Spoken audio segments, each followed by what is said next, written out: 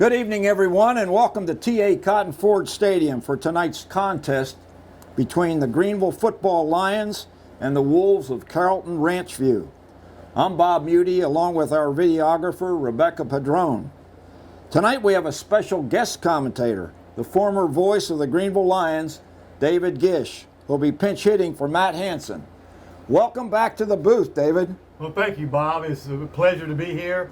I was really excited all day today for all the time I was going to get to spend up here and just, again, speak to the fans of the Greenville area and Greenville itself, and just hoping that we have a big victory tonight for the Lions.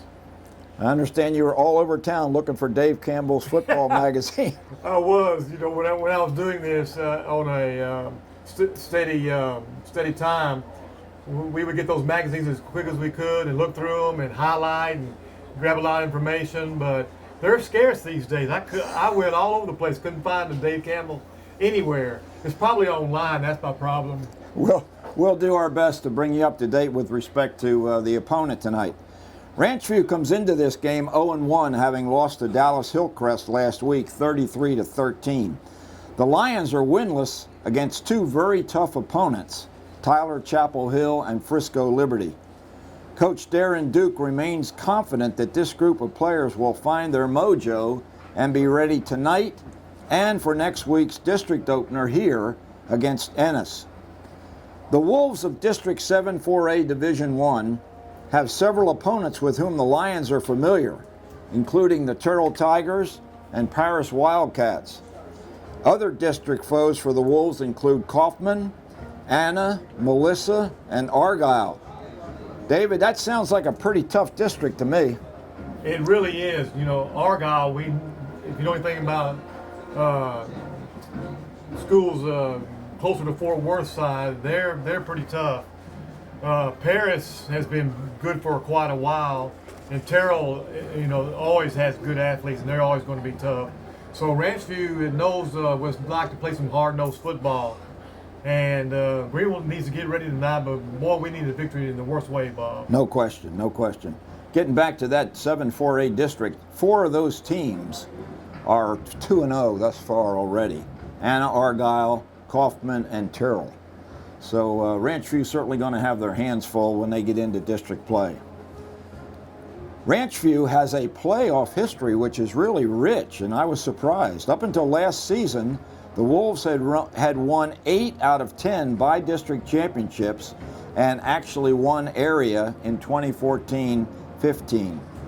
The Lions have been to the playoffs each of the past two campaigns, losing in the first round to Frisco in 2019 and last year to Lucas Lovejoy. Greenville is led by two outstanding senior running backs, Atagus O.J. Johnson and Hugh Junebug Pitts. Each has scored in both of this season's games. David, I've been following these two since they were in 7th grade, and I'll bet they've been on your radar since then as well. Exactly. When those two young men came through the middle school, I was the principal there and got to know both of them very quickly. Two fantastic athletes. It was funny, we used to have, quote, recess after lunch break, and I'd carry the kids outside and let them play in the back of the middle school area. And those two young men, and several, Joe Golly and Micah Simpson, they would all play football each day and during the lunch break. And I could see real fast that there was two special athletes, and we're hoping that produces some big benefits from tonight forward. Well, that team, the senior group, was 9-1 as JV. Yes, sir. Or freshman. Maybe it was freshman. Oh, it was a JV. Yeah, and you know, they lost their last game and they played without Golly at quarterback. So, you know, they lost a close one. They very nearly could have been undefeated. So it's a good group of seniors that are representing the Lions this year. Quarterbacking the Lions tonight will be senior Joe Golly, who will be looking for his favorite receivers, Zy Tyson and Jaqueline Davis, as they work toward their first W. David and I will be back with the starting lineups in just a few minutes. Back here at T.A. Cotton Ford Stadium with David GEUS, I'm Bob Muty. Here's the projected starting lineup for the offense of the Greenville Lions. Outside, we'll have Jaqueline Davis. He'll be wearing number 14. In the slot will be Micah Simpson wearing number 3. The tackles are Andrew Ibarra, and someone's going to be starting in place of Travis Bowers, who is not suited up this evening. We do not have the name of that particular starter. The guards will be James Robles and Luis Venegas. In the center will be Emiliano Portillo. Outside on the right will be Decarian Anderson and Zy Tyson. Quarterback will be Joe Golly, and the 2 running backs will be Hugh Pitts and O.J. Johnson. The H-back tight end will be Greg Just wearing number 7. Defensively, Micah Simpson will also play a cornerback position along with Kadarian K.D. Johnson. The defensive ends will be Jalen Maps and Greg Just. Dyshawn Grigsby returns from an ankle injury suffered against Tyler Chapel Hill to anchor the defensive line along with Jaden Champion. Linebackers tonight, David Ortega and Justin Fisher. And in the deep secondary, we'll have Jackson Cathy, Joel Luna, and I think David Waller. So that's a look, we think, at what the Lions are going to look like tonight, David. And like you said, a victory is crucial tonight. Yeah, it really is. Winning or success breeds success. Winning breeds winning. You've got to learn how to win first before it becomes natural to you. And the Lions, like I said, got off to a rocky start, played two tough teams. And, Bob, that'll pay dividends later. Hopefully tonight is the beginning of that. But we're going to start next week in a district contest with Ennis. They're ranked number 6 in the state. They're expected to win the district, and it's going to be a tough battle. So we need to get a little bit of confidence on our side. That, get the offense down, clean up the mistakes, and play some good, hard-nosed football and get ready to take on those Ennis Lions next week. Greenville's played Ennis pretty tough. They have. Especially 2 years ago down there. We very nearly pulled the upset down there. That was a super game. But yeah, district is going to be tough this year. We lost a lot of quality athletes from last year's squad. So this team needs to come together tonight, build that confidence, and get ready for district play next week. And that's so important to go where this team is expected to go. The last 2 seasons we've been in the playoffs. Coach Duke expects this group to make the playoffs. So it's time to play some good, hard-nosed Greenville Lions football. Let's get physical, let's play fast, let's play furious, and let's get a W and get out of here tonight. Get ready, like I said, for those Ennis Lions. Yeah, we got to get the winning mentality back, no question about it. Quick note about the JV last night. They were victorious down in Carrollton against the Ranchview JVs by a score of 14-0. And talking about last week real quickly, it was a very difficult second half for the Lions. Down only 13 points going into that second half. We were receiving the second half kickoff and committed a turnover right on first down, and that kind of led to Liberty just taking advantage of us. In every game there's a tipping point. And, you can't predict whether, but when you look back at games and play, there's always some mistake, a turnover, a holding penalty, something major that happens either for you or against you to swing the game either way. But you've got to be aware that each and every play, you've got to do your job, do it to the best of your ability, so you're not that one that gets caught on that tipping point. Yeah. Well, the Lions are getting ready to go through the run-through, and we've got a bunch of kiddos from both Lamar and the STEM Crockett campuses. Incidentally, Matt Hansen is the dean out there at STEM Crockett, and he was looking forward to being here tonight. So, Matt, our best to you and your family. But the Lions are getting ready to come through their run-through. It's interesting, David, Carrollton Ranchview doesn't have a run-through. No, just about everybody does. I don't know if it bothers them or not if they have it, or it affects the way they'll play, but they are one of the few teams that don't have some kind of a run-through. And, 15 years ago, it was not the norm to have it when we got our very, very first one. we were one of the first people in this area to have it. And like you said, now everybody's got one. It's just kind of a rite of passage to go through that, run through to get on that field to play that football game. Yep, and all the flashes and cheerleaders are lined up as the gauntlet all the way up beyond the 50-yard line. But yeah, it's got to be a little deflating for the kids from Ranchview. Their booster club apparently doesn't have the resources to invest in something like that, or maybe they just can't bring it to away games. Here come the Lions. Usually the quarterback is the last one out, and sure enough, Joe Golly is trailing the field. I remember Caleb Jarvis always was the last guy to come out run through. But you know, the quarterbacks need to make sure they don't get run over, I guess. Yeah, it's fun to see all the little kids from the elementary school run through here. They're running as hard as they can. It's a big thrill for them to be on that field at this age. You know, they'll be talking about that all weekend, that they were on the field that the Greenville Lions played on. Yeah, some of those kiddos look like they're about kindergarten age, too. I think some of them were younger than that, like preschool. There's some little bitty ones. Oh, but they're all running hard as they can. That really is a lot of fun. Now the parents are trying to round them up, so that'll be an interesting chore. Like herding kittens. You know, if you ever try to herd kittens? Yeah. That's what we got down here right now. We've got a kitten alert, I guess. You know what was really fun? Coach Duke was down there encouraging those elementary kids to run right all the way through that thing and having fun. He was really enjoying it.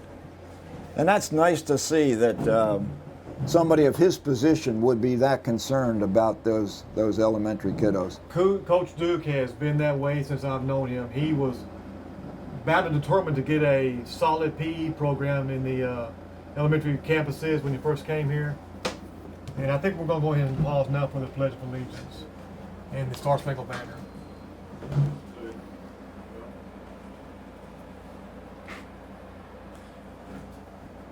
Junior NROTC approaching midfield, and now you get to listen to the Greenville High School Band with our national anthem.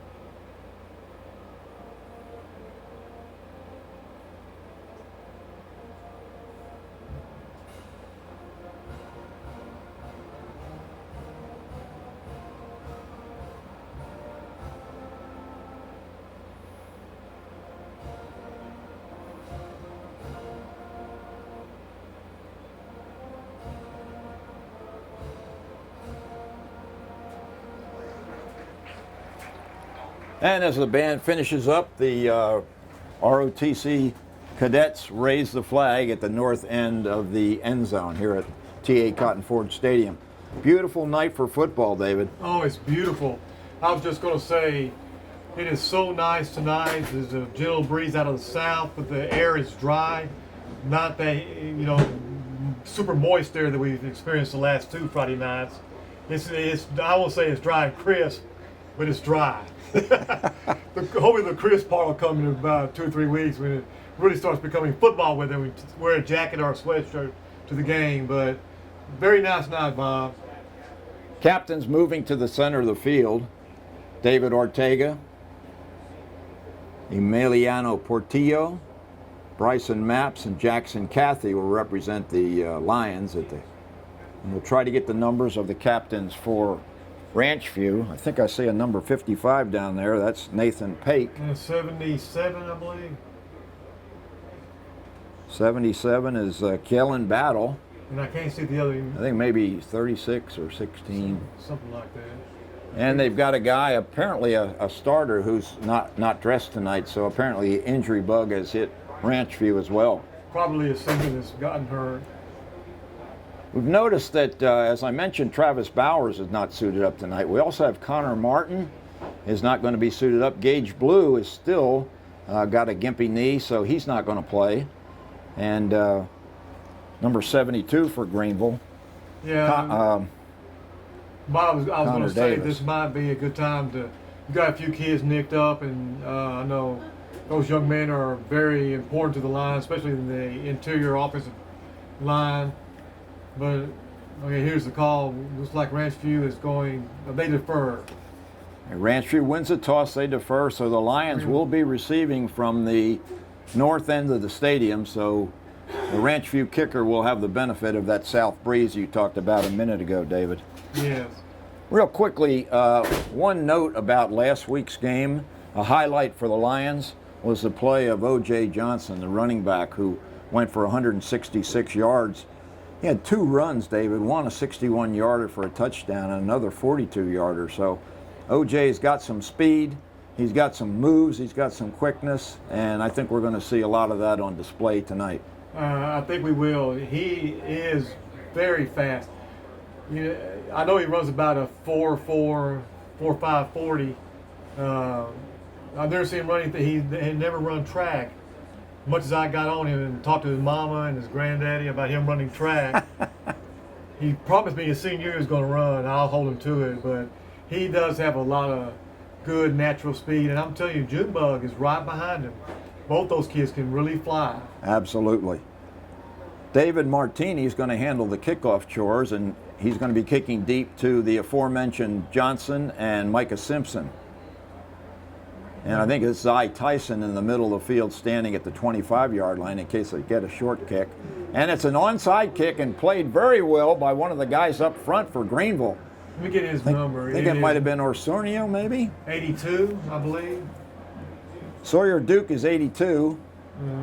Son of the coach. Coach Duke's son. Already making an impression. There you go. You'll get some extra mashed potatoes this weekend. He was right on top of it. I mean, that thing was bouncing, and he just grabbed it like Just it with a as couple calm of... and cool as you please. Well done, Sawyer. So the Lions start with really good field position at their own 47-yard line. Portillo over center to Golly, handoff to OJ, cuts back over the left tackle, still going, and he's past the sticks, I think, for Greenville's He first did get a first down, down. about an 11-yard run. Just a simple fold. We call it a fold play. But we had a slot back go in motion. It became the lead blocker. Folded in there and got a nice gain of 11 yards. First down. Good job by Ibarra and Venegas on the left side. 1st and 10. 43-yard line of Carrollton. Once again, Johnson gets the handoff from Golly, breaks a tackle, and he's brought down after a pickup of about 4. Yeah, OJ's really running hard. Just look like he's picking up where he left off last week, which is a good sign for the Greenville Lions, where everybody looks like they're right on the same page. The offensive line is picking up their assignments well, and hopefully this is a good opening with things to come tonight. Got Saul Gonzalez starting at right tackle in place of Travis Bowers. Man in motion is Tyson, and he is brought down, fumbled the ball, but I think that was down. They did not blow a whistle. Well, they're still scrambling for it.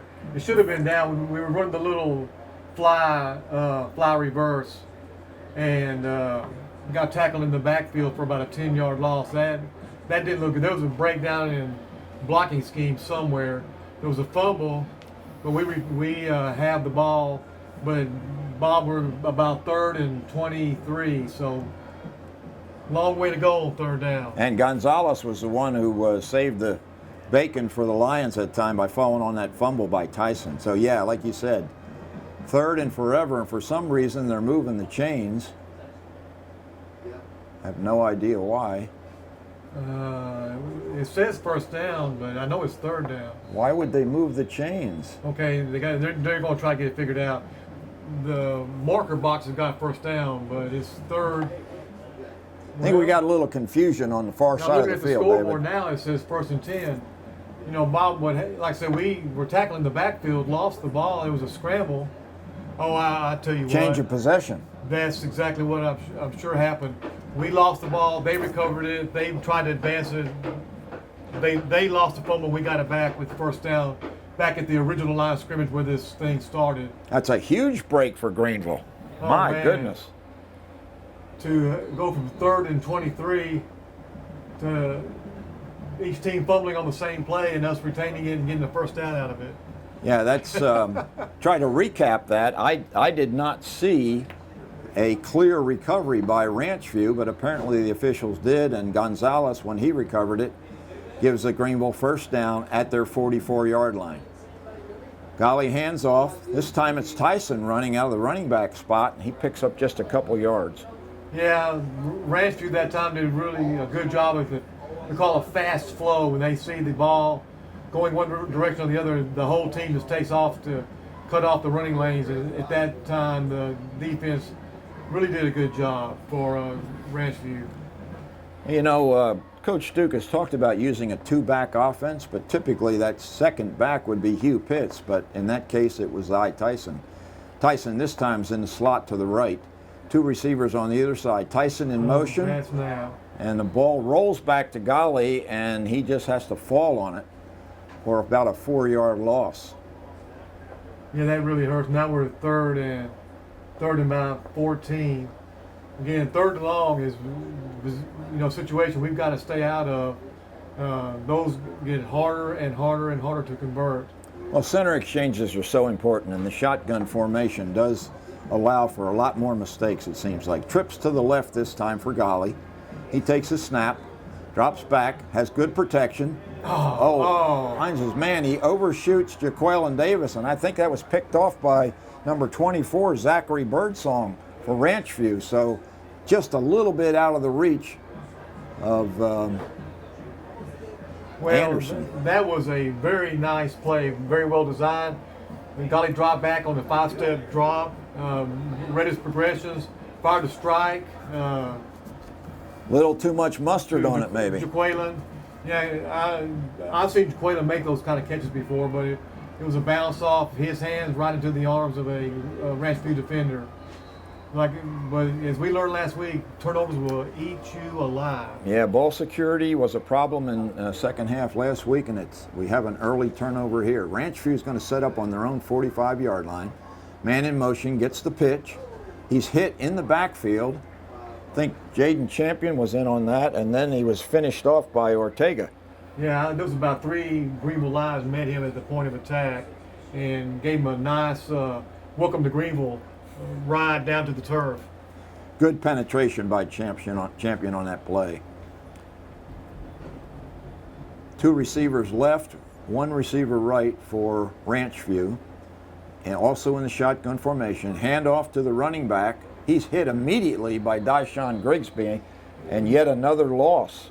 Dyshawn shows why he was all district last year. He went through that tackle like a hot knife through butter, and was able to catch the running back in the backfield and threw him down. Now Ranchview's facing a third and long, third and about 12, yes. That's the situation. Yeah, when we saw Grigsby get hurt in that Tyler Chapel Hill game, I kind of thought he might be out for a significant length of time, but he's only missed 1 game.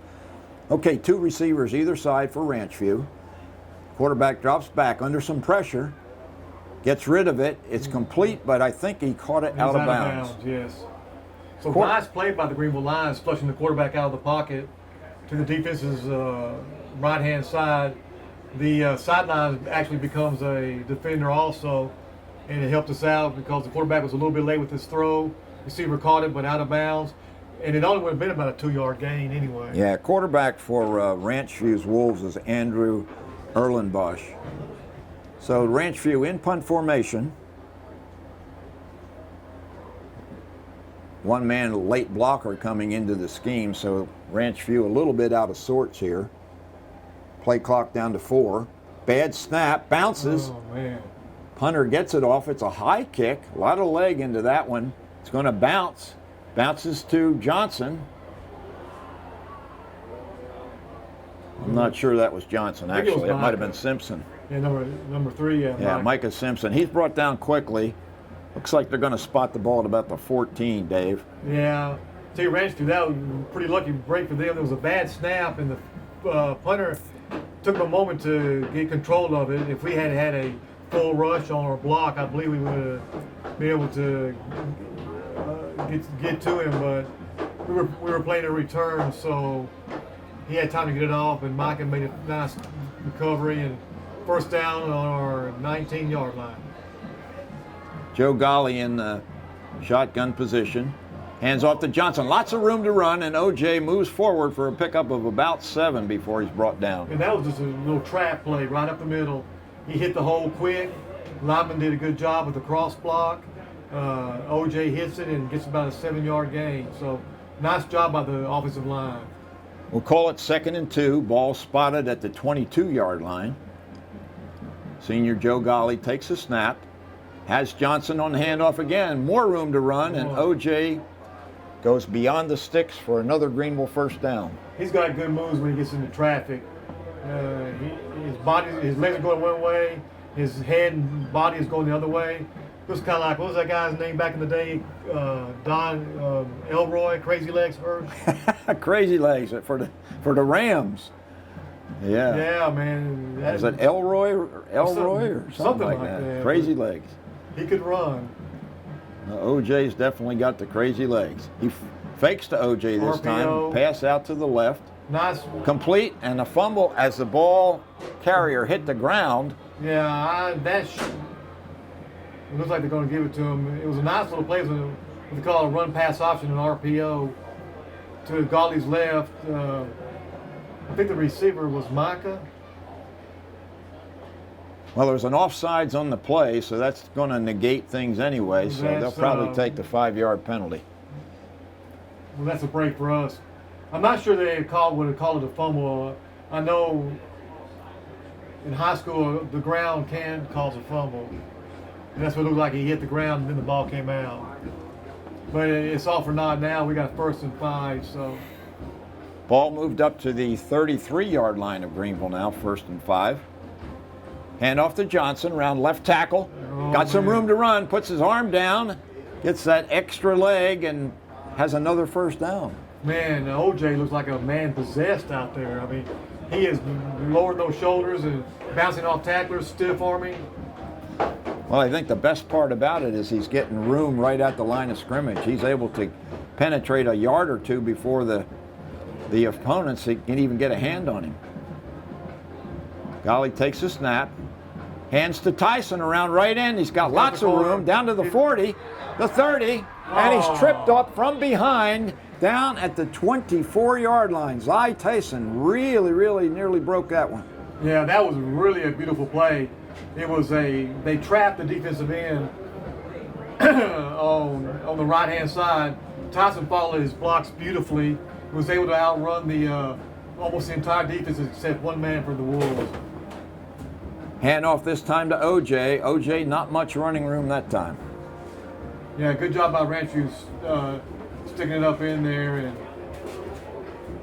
able to slow OJ down. That's one of the few times they've slowed him down. Yeah, I'm looking at the Greenville sideline, David, and I do not see number 24, Hugh Pitts. Coach Duke is saying maybe he would, Bob. Well, maybe we'll keep an eye out and let you know if we see him. Hand off to Tyson once again, and just short yardage that time. Yeah, the Greenville coaches must really think we can attack the edges on Ranchview. They do a pretty good job of filling from the backside, but we are running a lot right at their defensive ends. So they must have seen something in the film because that same play has been pretty successful for us except the last time we just ran it right then. Only picked up 2 yards instead of 12. 3rd and 7. Ball at the 21-yard line. 5:26 remaining. Clock running here in the first quarter. No score. Hand off to OJ, and he's caught in the backfield. I think he turned the ball over. They stole the ball right away from him.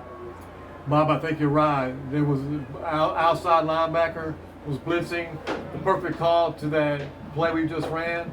And I think the young man from Ranchview was able to pull the ball away from OJ. And officials timeout. There's a Ranchview player that's on the ground. It looks like he's hurt. Probably just got the wind knocked out. I think that was the young man that actually stole the ball from OJ. Could have been. We'll take a short break and be right back with Ranchview's first down.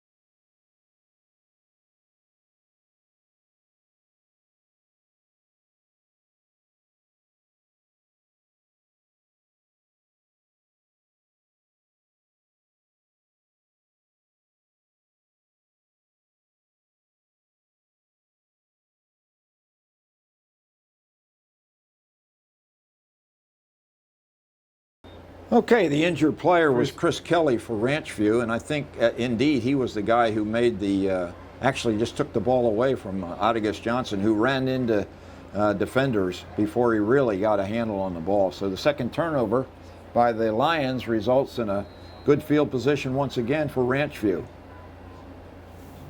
Erlen Bush in shotgun formation, hands off, and the running back struggles to try to get back to the line of scrimmage. I'm telling you, the Greenville defense is really stiffening it up.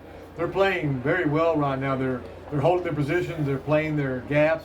Greg Just, number 7, really did a good job that time of turning the play back into the inside, where the Greenville linebackers can come and clean it up. That's the job of the defensive end. Yeah, you can't get hooked from the outside. You got to keep your outside arm and part of your body free. Turn everything back in. 2nd and 11 for the Wolves. 2 receivers right, 1 left. Quarterback takes a snap, looking right, throwing deep, and he overshoots his man. A little bit too much juice on that one, too. Yeah, Micah Simpson was about 3 inches taller. He might have had an interception. That just went right over just about a foot over his head. But he was the closest one to the ball as it was thrown by the quarterback from Ranchview. You know, you made a comment which I think is probably appropriate. This Ranchview roster has a bunch of sophomores, David. Yeah, a lot of sophomores.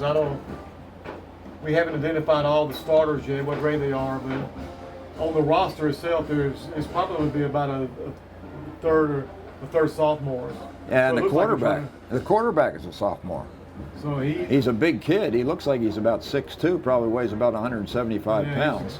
Good-looking athlete. Just takes time to get the feel for the game. This time he's looking left, throwing deep once again, and is overshot and almost intercepted by number 12, David Waller. I'm sorry. That'll bring up a punting situation once again, 4th and 11 for Ranchview. So the defense holds again. Now if we can just get a little ball security on our end, we'll be in pretty good shape. Yeah, Greenville, like I said, right now they're playing very, very solid defense. As I said, they're holding their gaps, they're playing their assignments, and it's working well. Better snap this time by Ranchview. Lower kick, bounds. Simpson takes it at the 20, coming right, trying to get outside. Good block. If it's a clean one, we'll wait and see. Simpson gets all the way back to the 41-yard line. A really, really good block. I thought maybe it might have been from behind, but boy, it was close. That was David Waller cleared the way for Micah Simpson, but you're right, Bob. When I first saw it, I thought, they're going to call that one, but they didn't. That was a heck of a block to spring Simpson to get him an additional 20 yards. Yeah, that was hey, but that's the game of football. It's rough and tough. You know, this is a man's game, and if you don't want to get knocked around, don't come out here. I think they call that getting decleated. All right, 4:11 remaining here in the first quarter of a scoreless game. Lions have it at their 41-yard line. Golly hands off to Johnson. Johnson is stuffed again, trying to get over right tackle where Gonzalez just couldn't hold his block. Yeah, it looked like he was going to turn the corner and make a move, but they linebackers filled the hole quickly from Carrollton and shut the door on Johnson after just a pick up of 1 yard. Well, Ranchview's defense must have made some adjustments because all of a sudden the holes are not nearly as big as they were before. Second, we'll call it 9. 42-yard line of the Lions. Joe Golly takes a snap, hands off to Johnson once again, and again, not much room to run. Yeah, they're meeting him right at the line of scrimmage and had a couple of them hanging on to him. He drug 2 of them for about 3 yards, which would bring up a 3rd and about 6. Micah Simpson now comes into the backfield. He'll be at a slot receiver on the left side. 2 receivers on both sides of the field. Running back is Johnson next to Joe Golly. Probably going to go up top here, I would think, Dave. And he drops back, finds his man. It's complete. Nice catch. Down at the 42-yard line. By number 12, David Waller. Well, David's really had an active night tonight, playing good offensively and defensively. Actually, I think that was DeGary and Anderson. That 13 had looked like a 12, didn't it? Yeah, the way we're talking about is DeGary and Anderson. Yeah, Waller plays pretty much strictly defense. Golly back again, slings it, and incomplete. Right there. And David Waller takes a hit on the sideline from own Zy man. Tyson. Woo! That was- Dangerous standing down there. I'm telling you, you better have your eyes open and your head on swivel. Woo! But that was about a 10-yard out route, thrown well, but the sidelines jumped up too quick. Yeah, he was pressured that time, had to throw that thing sidearm. Second down now. Hand off to Johnson, breaks a tackle. No, he doesn't. Thrown for a loss at the 45-yard line. Yeah, a little. Again, OJ all of a sudden just not finding any holes. Well, like I said, Ranchview has made some substitutions, has changed their defensive front. They were having a 4-man front, now they're running a 3-man front with the outside backers about 3 steps behind the line. 3rd and 12 for the Lions. Golly rolls left, man in pursuit. And he's got him down for another loss. There is a penalty. We'll see if maybe the guy stripped the face mask as he was tackling Joe Golly. Ranchview ran a backside blitz, and the defensive end from this side was able to chase Joe down from the backside. Yeah, that was the kicker, Number 12. David Martini. And a penalty goes against the Lions. More than likely be declined, I would think, Dave. Block in the back. And it is, in fact, declined, bringing up a 4th and 12 as the Lions offense stalls out once again, this time a turnover on downs. Yeah, it's too bad. We've had a couple of promising looking drives early for about the last 2 possessions, maybe 3 possessions. Ranchview's done a good job of holding us up and shutting down the running lanes that we were opening up early. Andrew Ibarra in punt formation for the Lions, standing at his own 40-yard line. And there's a timeout on the field. I think Ranchview called a timeout before this punt. So we'll take a short break and we'll be back in 30 seconds.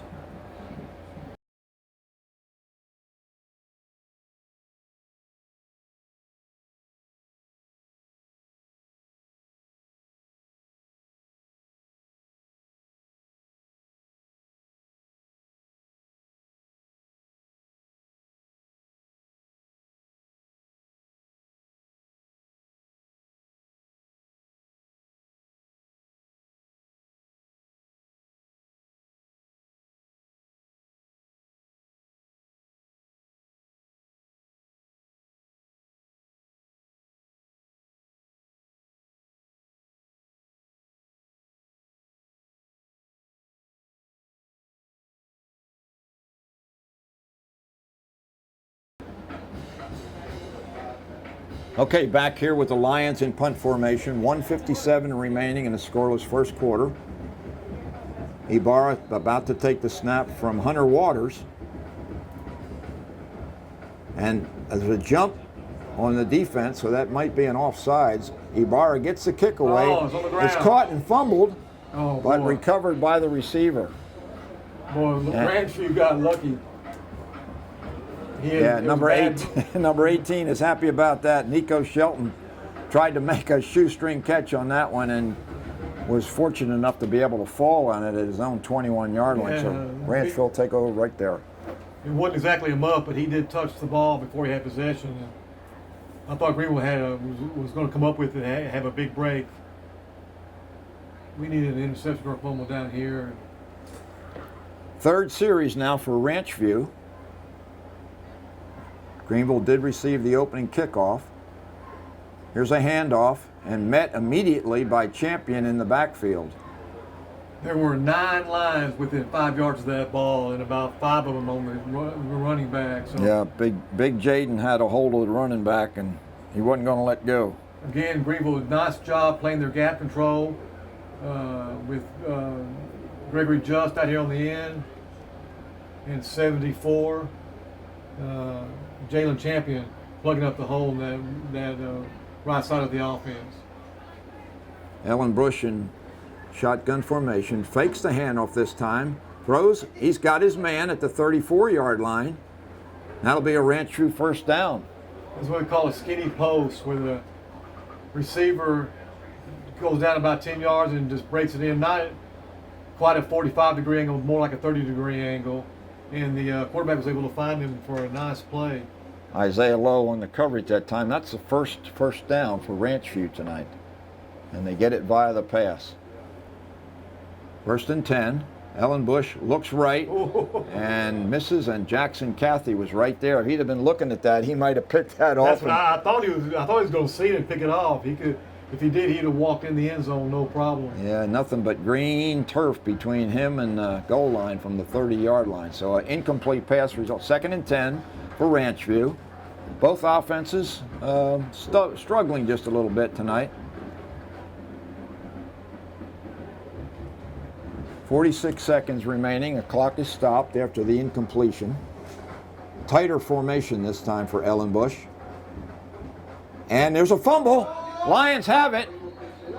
Greenville shot both linebackers, Bob. There was a stud right in the middle. Yeah. Actually, David, excuse me, that was a forward pass. So it goes as an incompletion. Oh, okay. That's one of those things about the game these days, you know, with the receiver coming, or the was he in front of the and they just pitch it. The quarterback gets credit for a completion. That's what bothers me so much. When I was a quarterback, I had to earn my completions. All right, so we'll call it incomplete. 3rd and 10. Ranchview takes the snap. Lots of pressure. Ellen Bush is loose on the right side, throws deep. Intercepted by Greenville. It might be Micah Simpson. Can't tell who it is. Nope, that's Jamarian Stevenson with the pick. Overthrown. Yeah, it was a sprint out to the right. Quarterback was trying to find a receiver. Overthrew the receiver about 10 yards down in the field, and Stevenson was able to hop up in the air. Man, he got a good lead. He's got a good vertical jump. Yeah, he was way up to get that one. Nice pick. Snagged it out of the air and came down with it, and Greenville's in business at their own 49-yard line. I think he kind of did a little bobble, but you know, he was able to come up with it on the second try, and the Lions are set up on their own 49-yard line. Two-back offense this time. Johnson has it. Looked like he had some room to run. He's down for a gain of about 6 or 7 yards. Yeah, he hit the hole good, cut back, and I was like you. I think, okay, one step and he's going to take off. But the free safety was able to wrap up his leg and keep him from getting any farther down the field. But nice run on 1st down. Longhorn formation once again. 2 receivers either side. Golly takes the snap on 2nd and 4. Hands to Johnson. Johnson met at the line of scrimmage. Moves forward for maybe a gain of 2. And that's the end of the 1st quarter. And we'll take about a minute here to catch our breath, get a drink of water, and we'll be back with you. Score is 0-0 at the end of the 1st quarter. We'll be right back.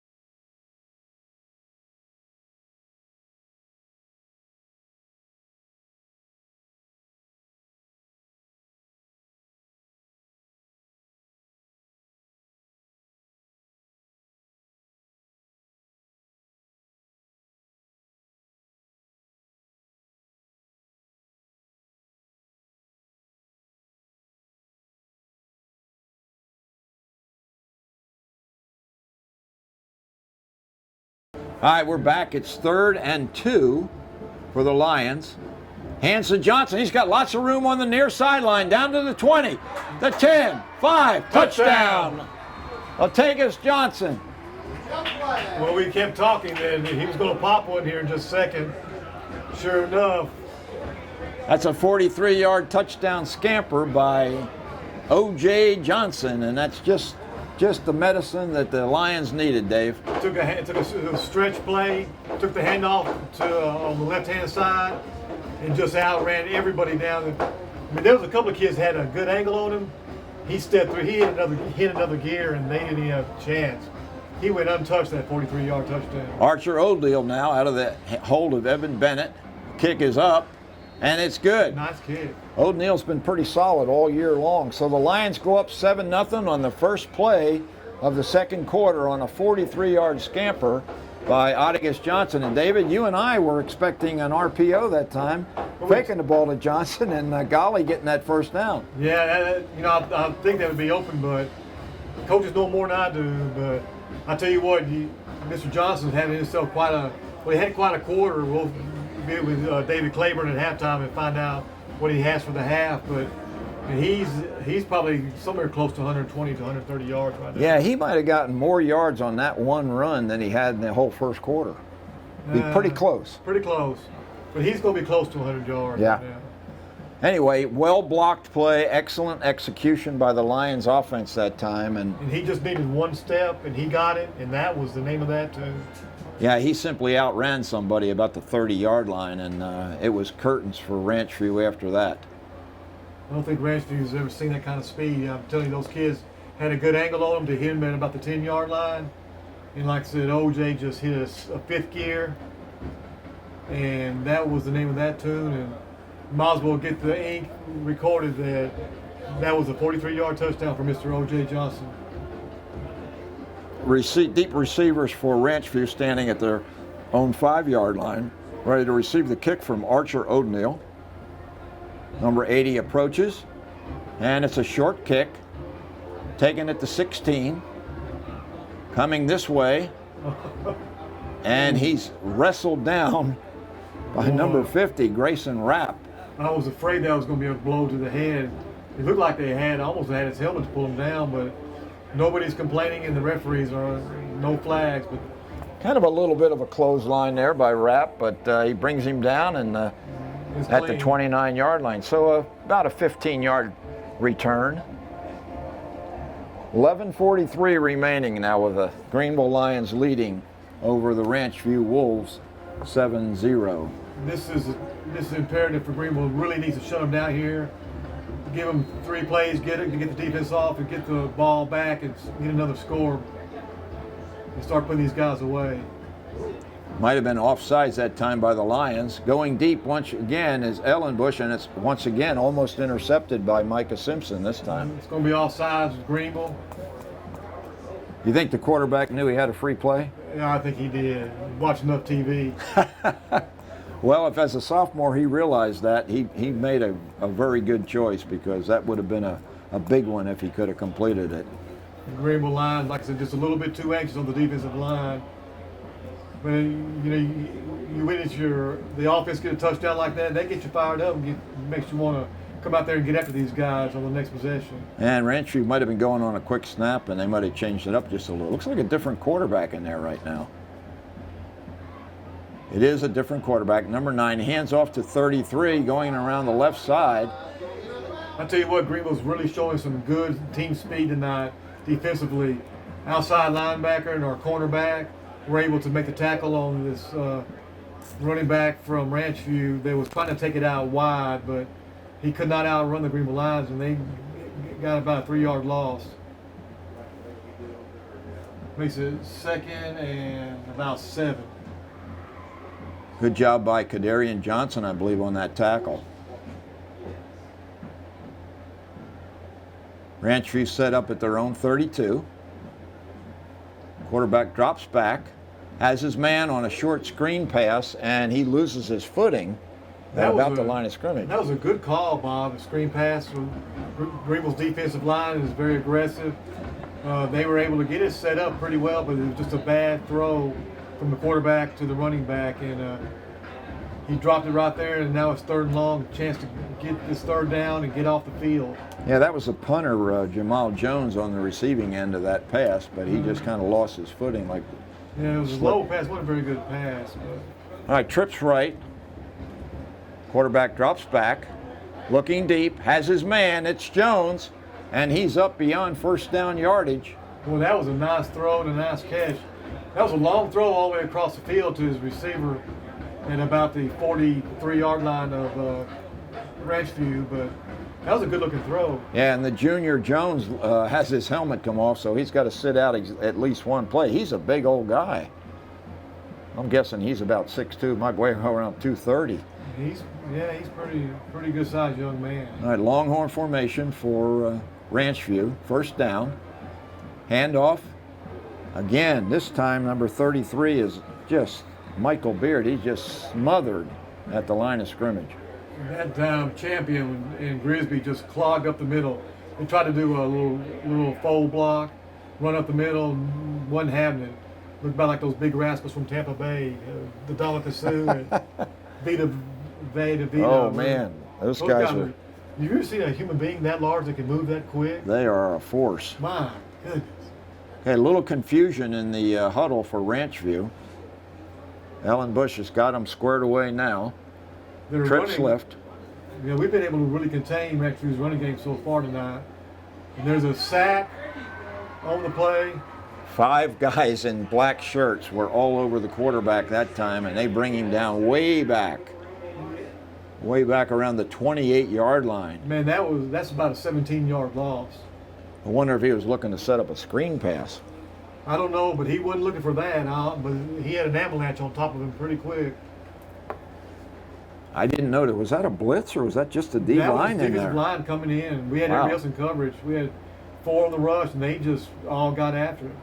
All right, 3rd and forever for Ranchview. Snap, looking right.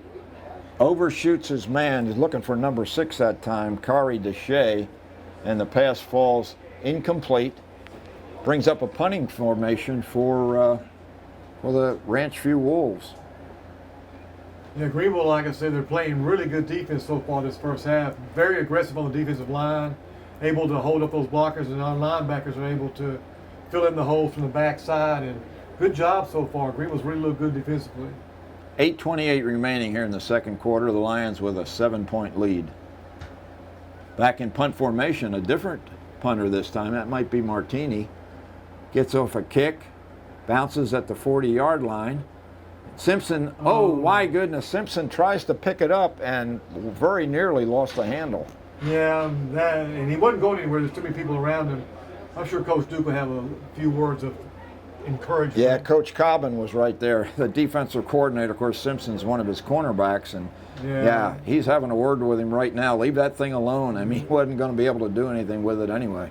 Yeah, I know they get antsy and want to make a big play, but whew, more times than not, that doesn't work out very well. So the Lions maybe dodged a bullet that time. Got the 2 running back formation this time with Tyson and OJ flanking Golly. 2 receivers right. There's a blitz coming from the left side. Johnson has it, scampering, still going. Nice hit at about the 45-yard line, drives him back, but not before he picks up about 8. Yeah, good 8-yard run. OJ, when he gets past that line of scrimmage, you're thinking, he's fixing to break it again. He moves one way, he moves the other. He's like just a little scat back. Scat back, jitterbug, lots of different words to describe. Crazy legs. Tagus Johnson. Once again, 2-back set. Hands off to Tyson, going right. He's got the corner. He's got a first down. It's down to the 40-yard line, or very close to it, of Ranchview. Pick up about 22 yards on that play. Good is that Tyson. Yeah. Tyson's typically a receiver, David, but he's getting a lot of time at running back tonight. And he's doing a good job with it. He's a good athlete. Johnson gets the handoff, goes through a pretty nice hole, but it's filled by the linebackers quickly. Well, he's still got 5 yards out of it. So good job up front, and Greenville's picking up the tempo now. Yeah, trying to get Ranchview a little bit winded. We're running plays quickly to the line of scrimmage. There's the RPO we were looking for, and Golly moves forward close to first down. Well, I was talking earlier, I wanted to see Golly pull it and run it, and sure enough, picks up 9 yards. He doesn't get the first down. We're going to call it 3rd and 1. Greenville very quick to the line of scrimmage once again as Ranchview scrambling to get defensive. O.J. Johnson gets it, and he's got a first down. O.J. showing a little bit of power here. Hits the hole, keeps his feet churning. Linemen start pushing on the pile, gets him another 2 or 3 yards. So Greenville right now is playing some inspired offensive football. And this running game really looks good right now for the Lions. Yeah, give credit to those guys up front, Venegas and Andrew Ibarro on the left side that time. Emilio Portillo in the center, doing a nice job on that nose guard too. Tyson in motion, takes a handoff from Golly, breaks off tackle, breaks a tackle, he's loose, 10, 5, touchdown, Zy Tyson. Woo-wee. Man, Boy, what a run. He earned that one. Boy, he was hit at the line, took the leg, spun around, broke one tackle, broke a second tackle, and then it was a foot race to the end zone. About a 32-yard run? We'll call 28. I just took a quick look at the scoreboard, and they said the ball was on the 28, so we'll give him a 28-yard touchdown run for Zy Tyson. Boy, but it was pretty. And again, when he got in the secondary, when it was a foot race, Carrollton, there's not anybody on their team that can stay with any of our guys. Okay, the trio of Waters, Bennett, and O'Neal are good once again on the placement. Greenville leads 14-0 with 6:16 remaining. We'll keep it right here, David. What are you seeing so far from the Lions? You think they got the mojo back? For tonight, yes. We're working on it. What I really like is the play of the offensive line. You know, when I was coaching years ago, I coached the offensive line. We used to call them the road graders. The road to the playoffs go through the offensive line. So we used to have the road grader award. Uh-huh. And I did mention it to Coach Duke. I don't know, he probably wouldn't want to bring that back, but it was a way to get linemen, you know, the running backs, the receivers, the quarterback, get all the mention and all the press and all this and all that. But when you won the Road Grader Award, you had done something, man. That was for the outstanding offensive lineman in a particular game? Yes, sir. Wow. And then also, I love the defense. They're playing fast. They're playing very aggressive. We've gotten a couple of turnovers, and that's how you win ball games, is keeping the ball away from your opponent, and we've done a good job so far tonight. Yeah, defense has pretty much controlled Ranchview. Ranchview is not, they probably don't even have 50 yards total offense as much as they've lost. O'Neal's kick, deeper this time, taken at the 11-yard line, up to the 20, the 25, got a little bit of room, and Evan Bennett Number 16. sticks him at the 26-yard line. Nice tackle. Good job by Evan Bennett. First one to hit him, wrapped him up, held on till his friends showed up, and put him on the ground. Good job. Good coverage on the special teams. Bennett doesn't look like he's really big, but he does a nice job as the holder on the placements. Well, he stuck it in there, right? Yes, he did. He stuck his head in there and grabbed, locked on, and held on.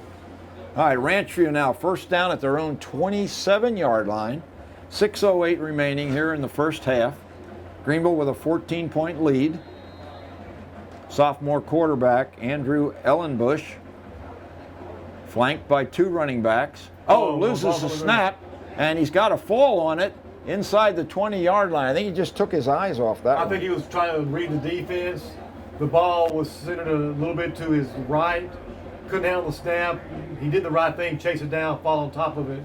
But that was a loss of, 15 yards. A bunch. 13 yards. Yeah, that puts Ranchview's Wolves in a really big hole this time. So Ranchview really starting to struggle now when things start coming apart for him. Second and forever. Better snap this time. Ellenbush finds his man at the 23. He breaks a tackle, and he's up to about the 29-yard line. So they got their penalty yardage back plus some. Right. Or not penalty, but loss yardage. Should be third and 9. Yeah. Yeah, that's what we'll call it. But nice throw and nice catch by Ranchview that time. Sophomore quarterback, Bobby, he's going to be pretty good in time. He's not ready for varsity now. Yeah, he's got a really nice delivery. But he stands in there and he'll throw the ball. Third and long, we need to get off the field. Greenville's blitzing. Snap is low, but Ellenbush handles it. He's rolling right, running out of room. He's going to have to step out. Oh, my goodness. He's just hammered at the 30-yard line. Whoa, Jalen Maps just laid the wood. And Jalen Maps is not a small young man. Man, I think quarterback is hurt. They hit him hard.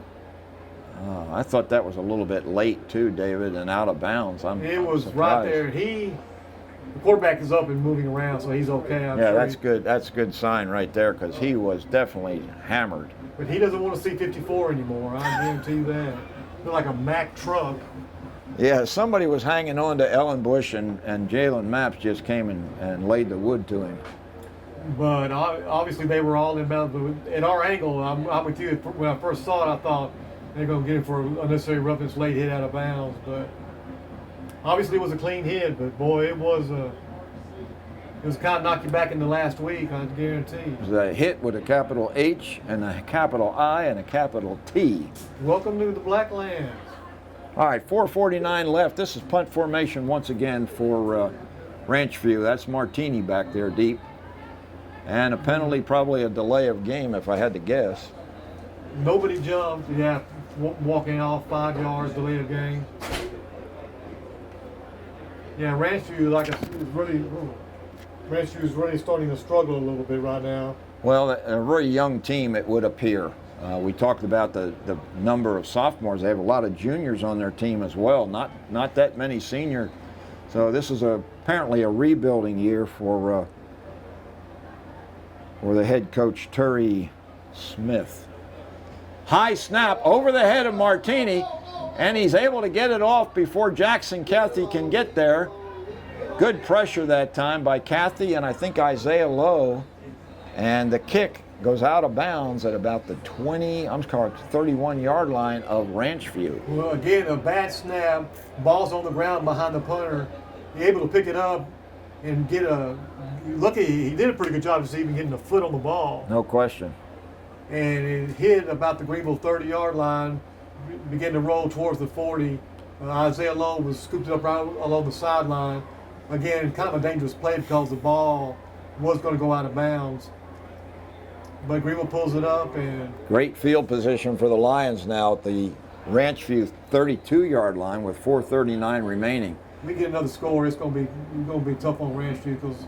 Golly with Johnson, hands it to Johnson. Johnson's loose, spins at the 30, down inside the 25-yard line. Idagus Johnson close to first down yardage, and there's a flag. We got some extracurricular activity between two of the guys. Get a little chippy now.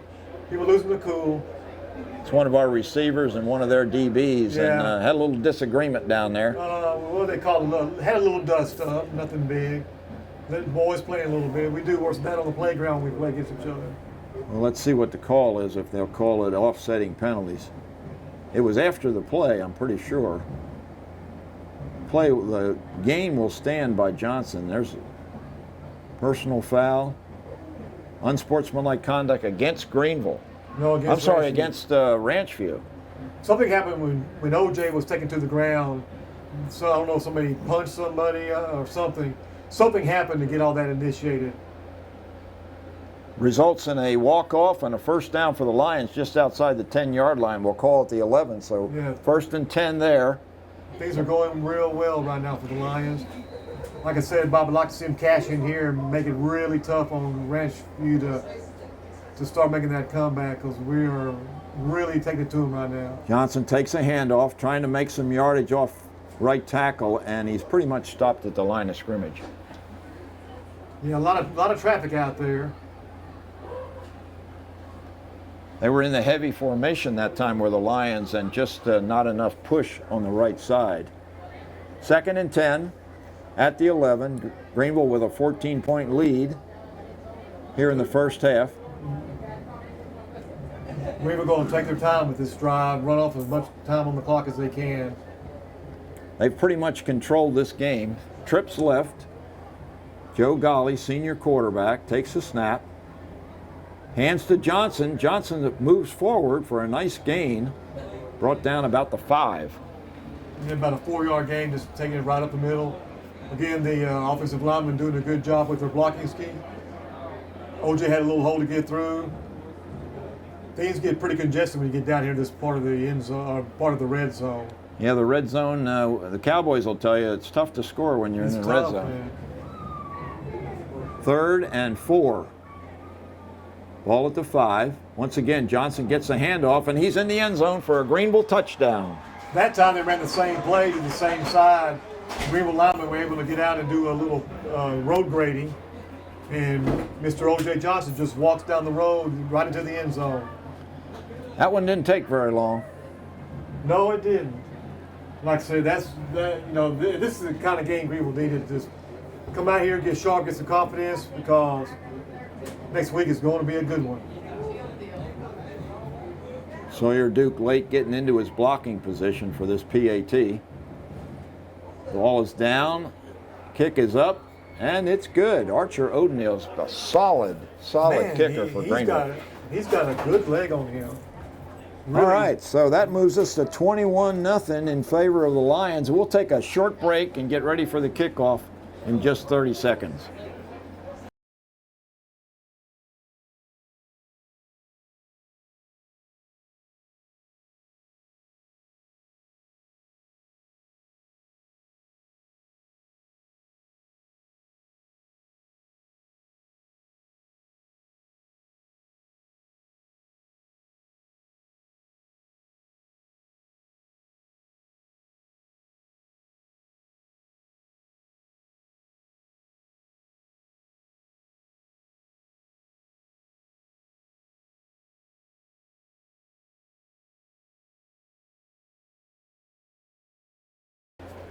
All right, back here at T.A. Cotton Ford Stadium.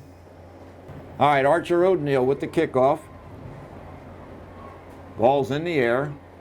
Looks like it's going to go out of bounds at the 4-yard line. That'll be a penalty against the Lions for illegal procedure. That'll bring a ball back to give good field position to Ranchview. I think they marked it either the 30 or 35, I believe. In the pros, I think it's a 35, but I think in high school, I think it's the 25. Well, we'll see. Referees are just trying to decide where to put it. Maybe the 30-yard line. There you go. I said 35. You said 25. There we go. Split the difference. There you go. It's 3:07. 3:07 remaining, David, here in the first half. Ball game has been completely controlled by the Lions, both offensively and defensively, as Ranchview has just struggled. Ranchview probably has negative yardage in their rushing department, and not much better in their passing department. Handoff this time, once again, going around the left side, and again thrown for a loss by 3 or 4 black-shirted Greenville Lions. Bob, I tell you, I'm really impressed with our team speed tonight. Even our big linemen are getting out there and chasing that ball carrier down from behind. And like I said, every time we take somebody to the ground, there's about at least 3 or 4 Lions and 2 or 3 more on the way. So hats off to Mr. Cobbin for doing such a good job with our defense and having them pursue the way they are right now. Yeah, Grigsby and Jaden Champion are having a field day down there in that defensive line. Second and about 18. Low snap, fielded by the sophomore quarterback. He hits his man, but he can't hang on to it. Good coverage that time by Justin Cathy. Yeah, Cathy and Caleb Leha. Yeah, the receiver, number 6 from Ranchview, I think he short-armed that pass. I don't think he really wanted to catch that one. He saw too many black shirts coming towards him. Alligator arms? I'm telling you, that's what I think. Yeah, he was bracketed by Leha and he got hit Cathy. anyway, but I guess he wanted to protect himself. Third and 16, not 18, as I mistakenly said a minute ago. Sophomore quarterback, Erlen Bush, looking downfield, has good protection this time. Throws it out to the flat, and Isaiah Lowe had the man well covered, and the ball falls incomplete. Yeah, running back swung to the right. Everybody was covered downfield, so he threw it as an outlet pass.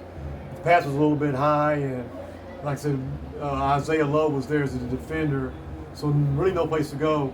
But the worst thing about that ball was the ball hit the ground for Creekview, or Ranchview, and so now the clock stops, and here we are with 2 minutes and 14 seconds, and we could really help put this ball game away with another score. Yeah, plenty of time. A better snap this time. Martini gets a kick away. Simpson lets it bounce, and it bounces backwards. Almost hit a Greenville player covering on the outside, but didn't touch it. So Greenville's going to take over, start this drive at their Ranchview's 44-yard line, I believe. Yeah, that short kick and the bounce backwards certainly didn't help Martini with his statistics. So, yes, the Lions will take over in Ranchview territory. So with 2:05 remaining, you would think, David, plenty of time to put some more points on the board. Yeah, if we could score here, I think Coach Duke will start playing some other kids after the second half. But I don't want to speak for him yet. But another touchdown would really put Ranchview in a bad position. Oh, high snap. Golly loses it. and the Lions have to fall on it. Golly was under good pressure, and he did not handle the snap, and fortunately, Ibarra falls on it to save a turnover. It looked like everybody was going one way and Joe was going the other, but he was trying to chase down the errant snap. Had a couple of those tonight.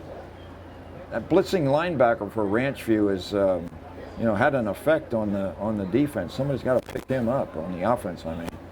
Okay, so 2nd and 16. Golly drops back. Again, has a little pressure, rolls right, throws on the run. He's got a man. Oh! Anderson just couldn't handle it. Nice play by Mr. Golly. Yeah, that was a well-thrown ball, and it was... rolled to his right, got right by the sidelines and let it fly. And number 13, is that DeGarian Anderson? Just couldn't handle it. Couldn't hang on. It looked like he was going to be able to haul it in out there over his head, but boy, that'd been nice. That'd been a highlight play. Sports Center? For Greenville anyway. ESPN? Okay, yeah. Yeah, nice for nice GEUS. job. All right, anyway, that leaves us at 3rd and 17 for the Lions. 1:24 now remaining. Clock stopped, of course, with the incompletion. I think we have a timeout, Greenville. Lions are going to talk about it. Let's see what Coach Alexander has for the offense. But that was about a 35, 40-yard throw on the run by Joe. Showed a little bit of his arm strength. Yes, he did. That ball came down at about the 10-yard line, so plenty of mustard on that one by the senior quarterback. Maybe we can do the same type of a play and hang on this time. What do you think? Well, there's not many plays in the playbook for 3rd and 17, but it kind of gets into like, okay, you go deep on this side, you go deep on this side. I'm going to throw it to the middle. First one to get there, catch it. Whatever works, right? On 3rd and 17, yeah. I'd like to see people run some screen passes. Well, we got Anderson, Simpson, and I think maybe Isaiah Lowe on the far side, split out. Hand off to Johnson. It's a double reverse. Here comes Micah Simpson, and very well defended by Ranchview. Yeah. 3rd long, I don't. I like to run those plays when at least it's like a 4th and 2. When it's late in the game and they're not expecting it. That's why I'm not coaching.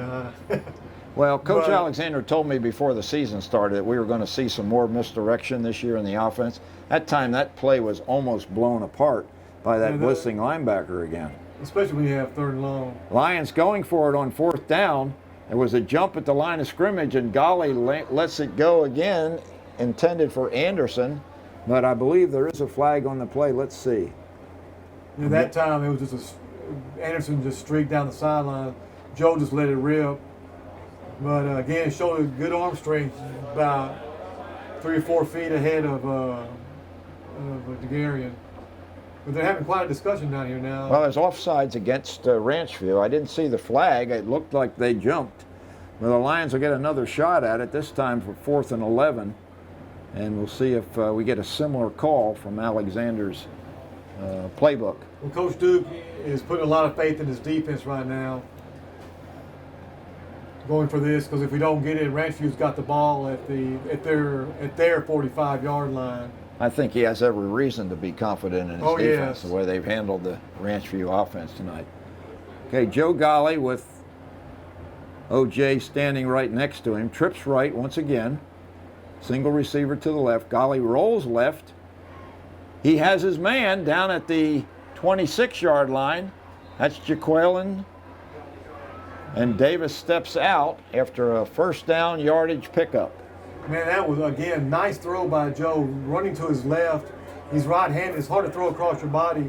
But he delivered a strike to Jaqueline, and it was a good route by Jaqueline, about a 15-yard out. Lions have 32 seconds left in this first half to try to put more points on the board from the 25-yard line. Golly looks right. He has his man. I think it's Tyson at the 20-yard line. He's brought down quickly. Lions might have to call another timeout. Nice play for about a 6-yard pickup. 5 and out. Lions burn their second timeout. 24 seconds. Good time management by Coach Duke's team right now.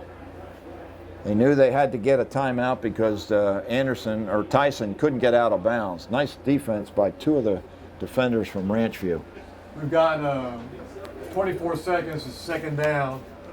I'm sure we'll run one more play, maybe two, take a shot in the end zone, either catch it and it's a touchdown, or if it's an incomplete, it stops the clock.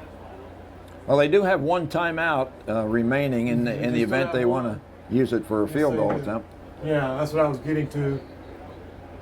Because what I've seen of Oatmeal tonight, I think he's got the range to get this field goal. It would be about a 37 if we didn't get any farther down the field. Yeah, I would agree with you. I think he can kick one that far, but let's see if the Lion offense can get it a little bit closer, maybe pick up another first down. With the passing game, of course, anytime there's an incompletion, the clock does stop. So it's second down, we'll call it 5 yards. Golly's rolling left once again. He has his man.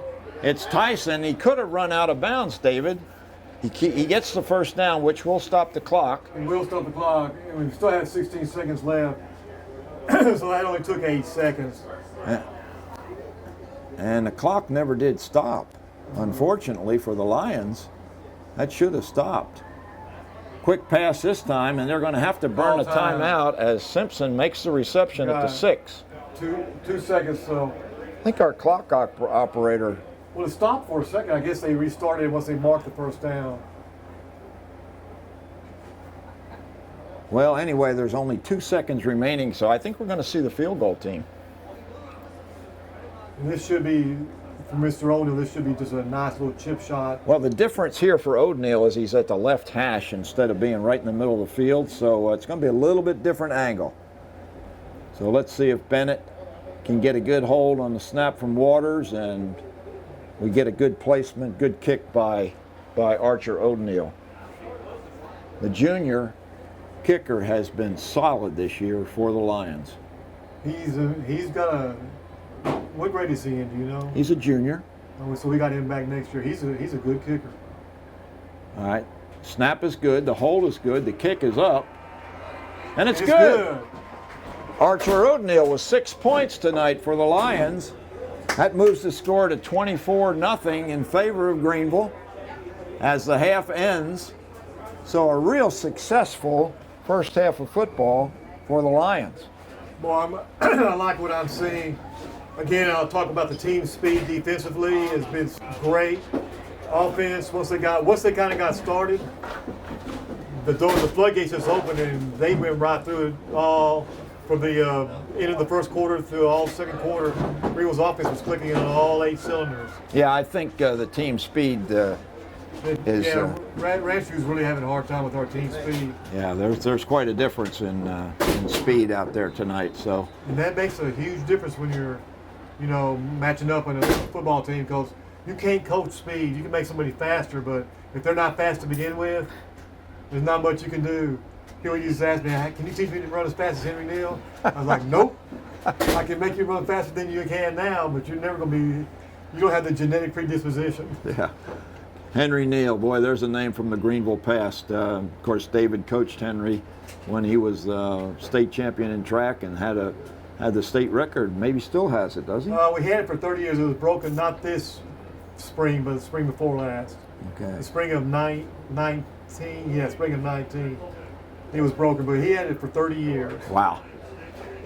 All right, we're going to take a break and hopefully get David Claiborne in here to give us some first half statistics in a 24-0 Greenville first half. So we're going to take a 2-minute break while the band from Ranchview performs, and we'll be back with hopefully David Claiborne.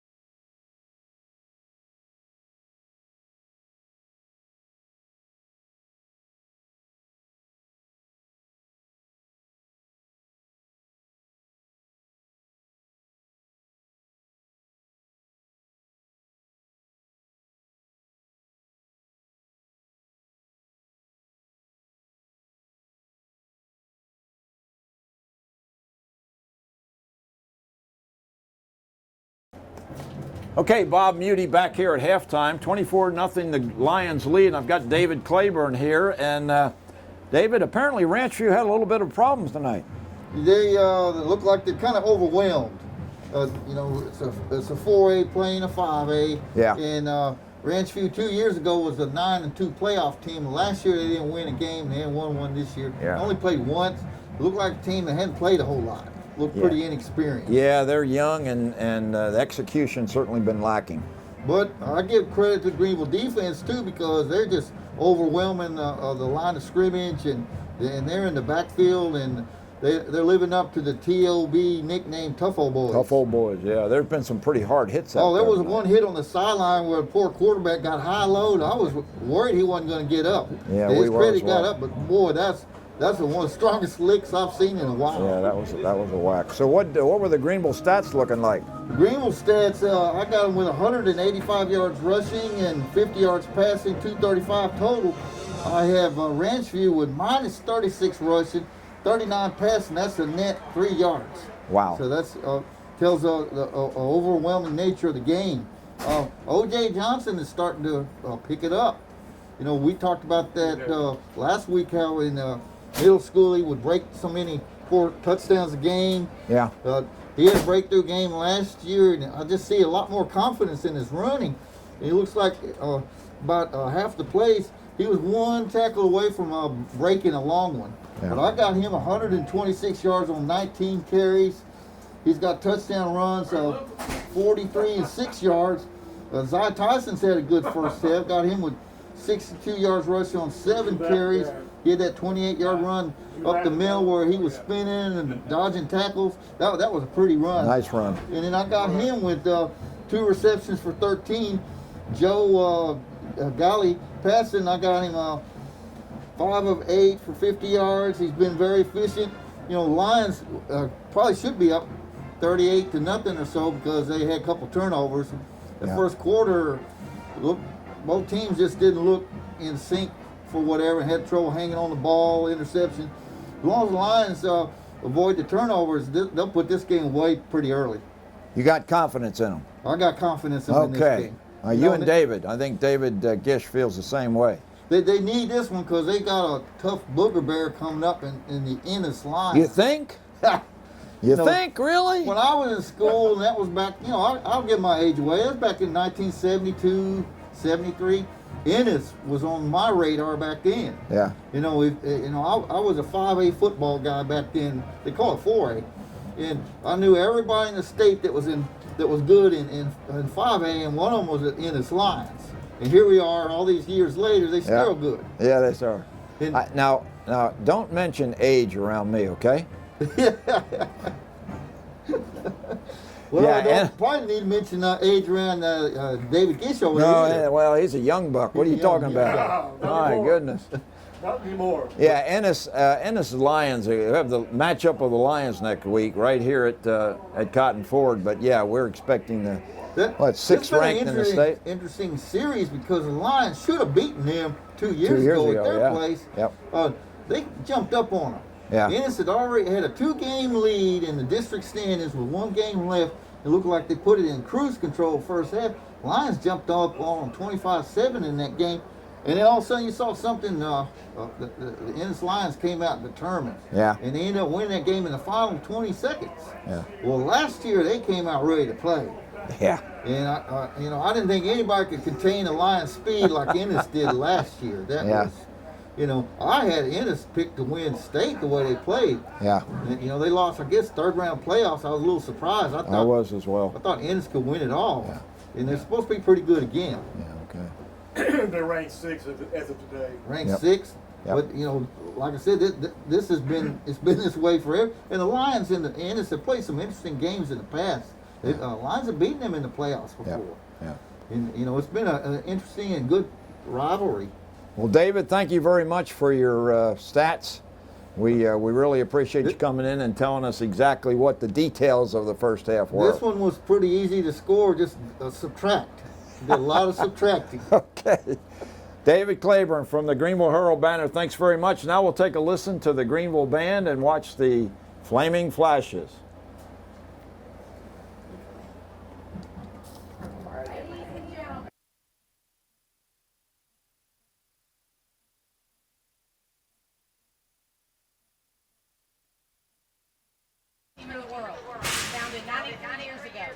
Gussie Nell Davis, the famed creator of the Kilgore Rangerette.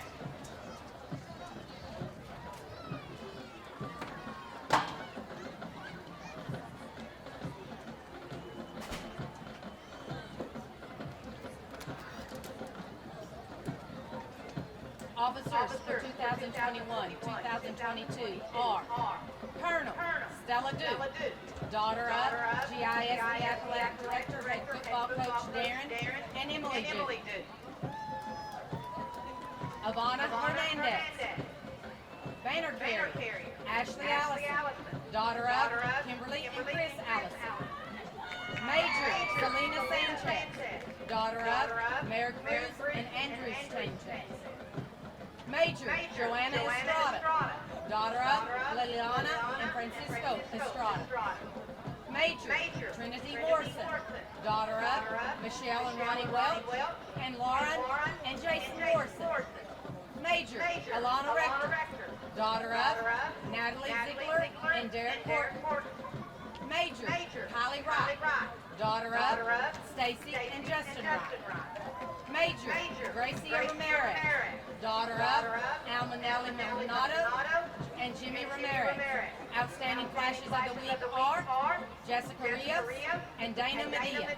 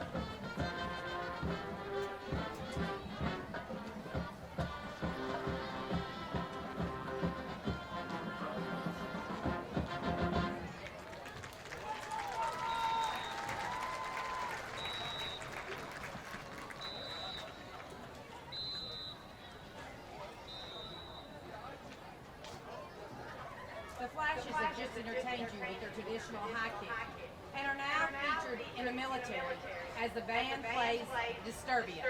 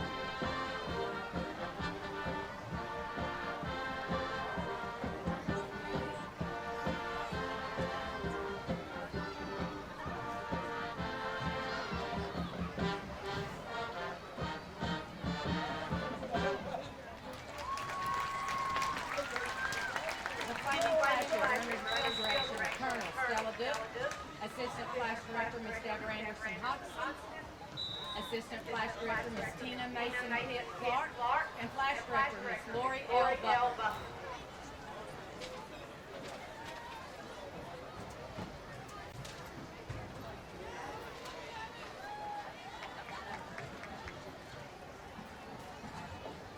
Good evening, Greenville Lion fans.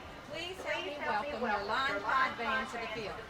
The Lion Pride Band is being led onto the field under the direction of drum majors Erlen Wright, Sebastian Gonzalez, and Sydney Sadler. The Lion Pride Band color guard captain is Caitlin Walker. Now the Lion Pride Band shares the music from Frog's Blitz and the band Queen in Rhapsody. Section of the week are the color guard, band member of the week, Christian Coates. And now, a performance of pride. We would like to thank our sponsors, Adam Davies, American National Bank, Ashen Rose, Automatic Gas, Bottle Cap Alley, Caravide, Carrier Family Practice, Charmaine Dance Studio, Crawford Smith, Crumpton TV, Echo Staff, Ernie and Jackie Storm, Express Signs, Fit City Nutrition, FSG Communications, Garcia Automotive, GEUS, Greenville Education Foundation, Greenville Spine and Joint Clinic, Howland Coletta Wright, Hodges Spencer's Caps Orthopedic, Hunt Regional Medical Partners, Hunt Regional NICU, Jennifer Love, Justin and Stacy Wright.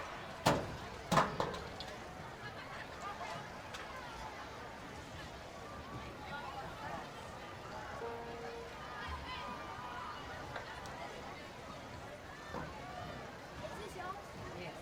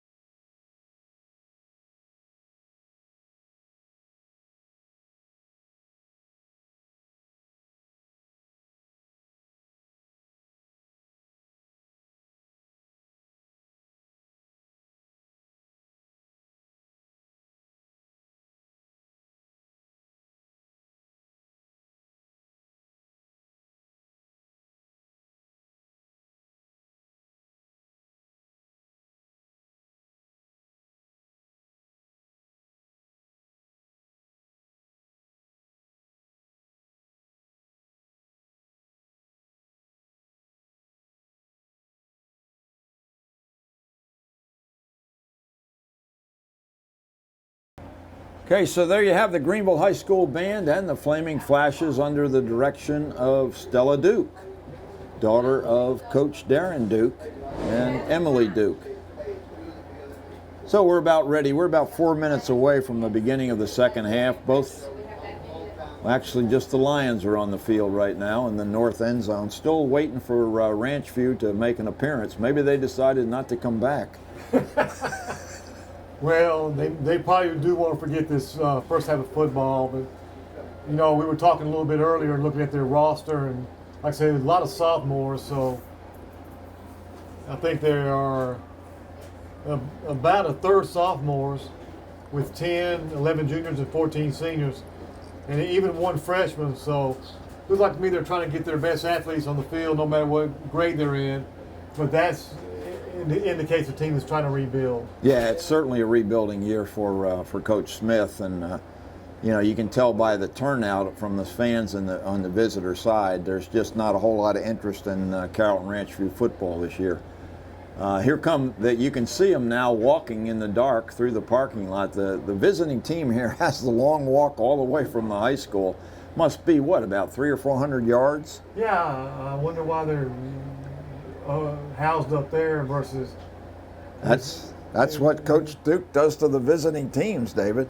Oh, really? Yeah, sometimes the teams will stay on the field, get underneath the bleachers on the far side, but Ranchview has chosen to go and be in the locker room over at the stadium. So it's maybe a little gamesmanship that Coach Duke plays, but in any event, Ranchview has decided to come back. Just beginning to see the white-shirted guys. Greenville's dressed in all black tonight, and Ranchview's dressed in all white with blue numerals and blue helmets. So the Wolves are easily distinguished from the black-shirted Lions. And there's no doubt if somebody's offsides or making a tackle, it's easy to tell very quickly because they are polar opposites as far as the colors of the uniforms. Yeah, and they looked at the clock, the team, and they began to hustle just a little bit as there's just 2 minutes left until the kickoff here. So they're going to run through a little gauntlet of band members. Actually, they're going to loosen up a little bit first, I guess. But the Lions have jumped on top of the Wolves 24-0 here in the first half, and it's pretty much been the Otagus Johnson show. It pretty much has Otagus, or OJ, as I call him. Yeah, Otagus. OJ and the Greenville defense have really been the standouts. Coach Duke is real good about wanting to get kids at the game. I really think the starters will stay in until we get maybe one more score. And then I think he'll start playing a lot of the second teamers and reserve kids and get them some good experience. Because those kids work hard as everybody else, and it sure is nice to be able to get them in on Friday night because everybody feels good Saturday morning coming up and getting their workouts in. Yeah, no question. Yeah, I agree with you 100%. It's many more guys, more experience you can give everybody on the roster, better off you're going to become playoff time because you need that depth. Because you never know what's going to happen. As we all know, if you follow the game of football, injuries are part of it, and you've got to have the next man ready to go. And what a better way than get him some experience on Friday night.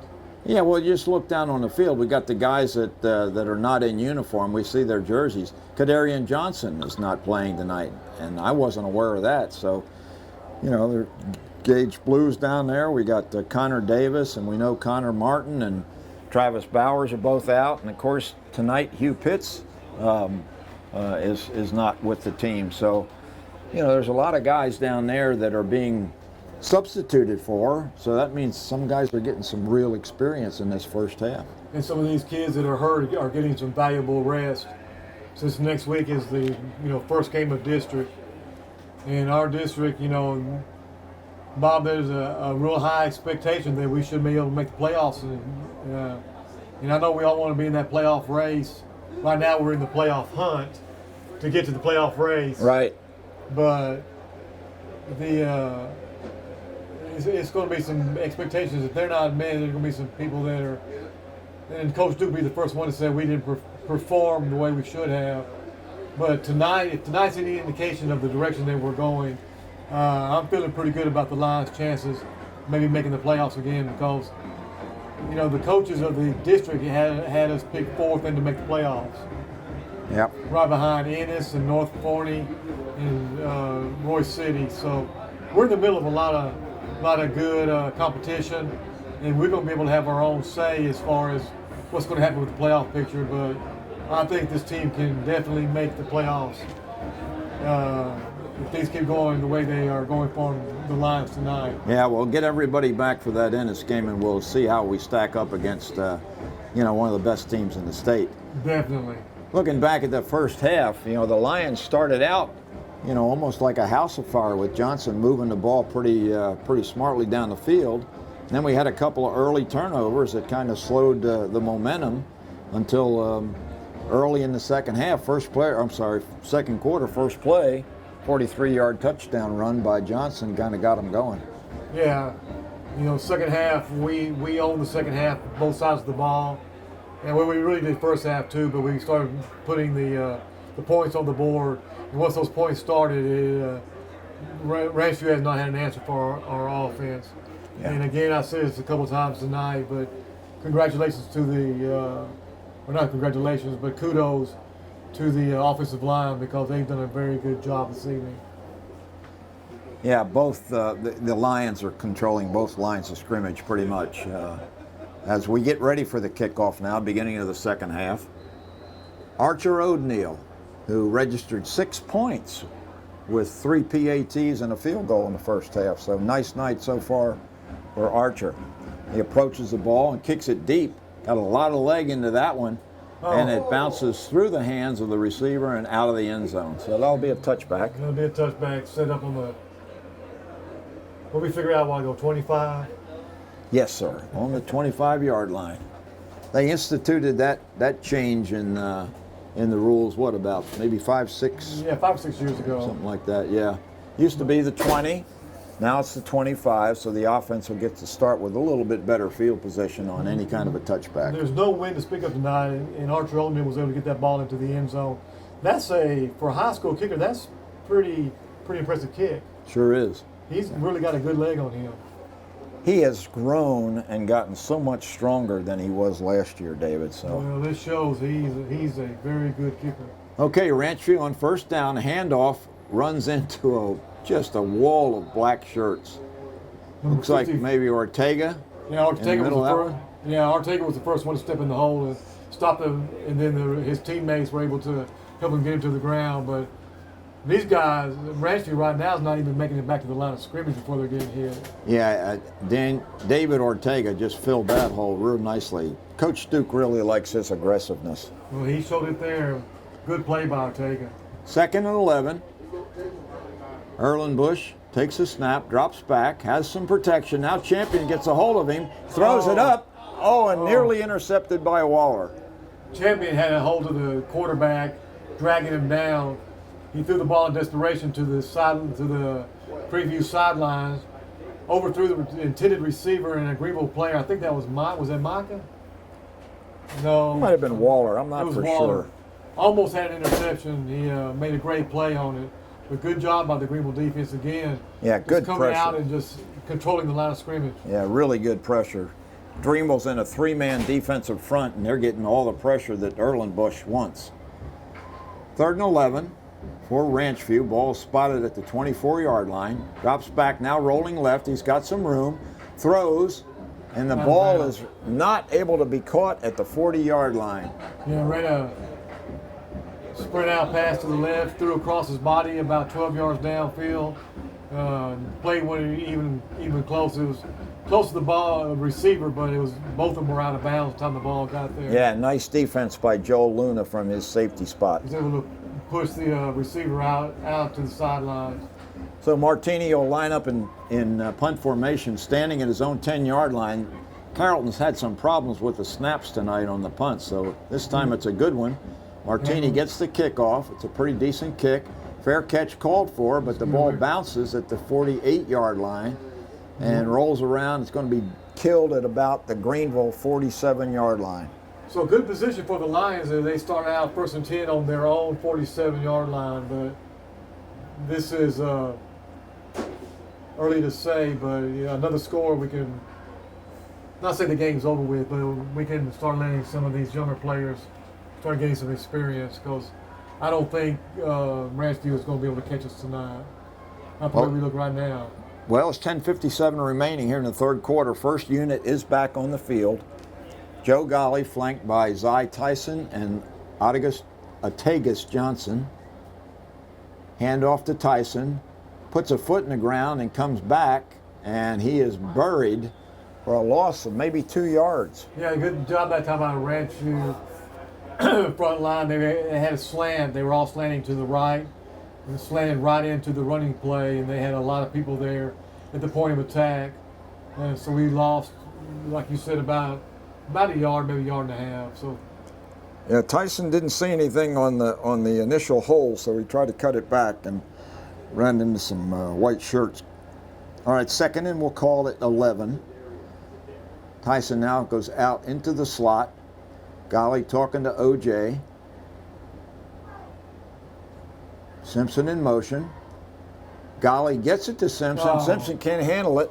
It throws a little bit low. Had a swing pattern out of the backfield to Micah. He had come across the formation and ran what they call a bubble.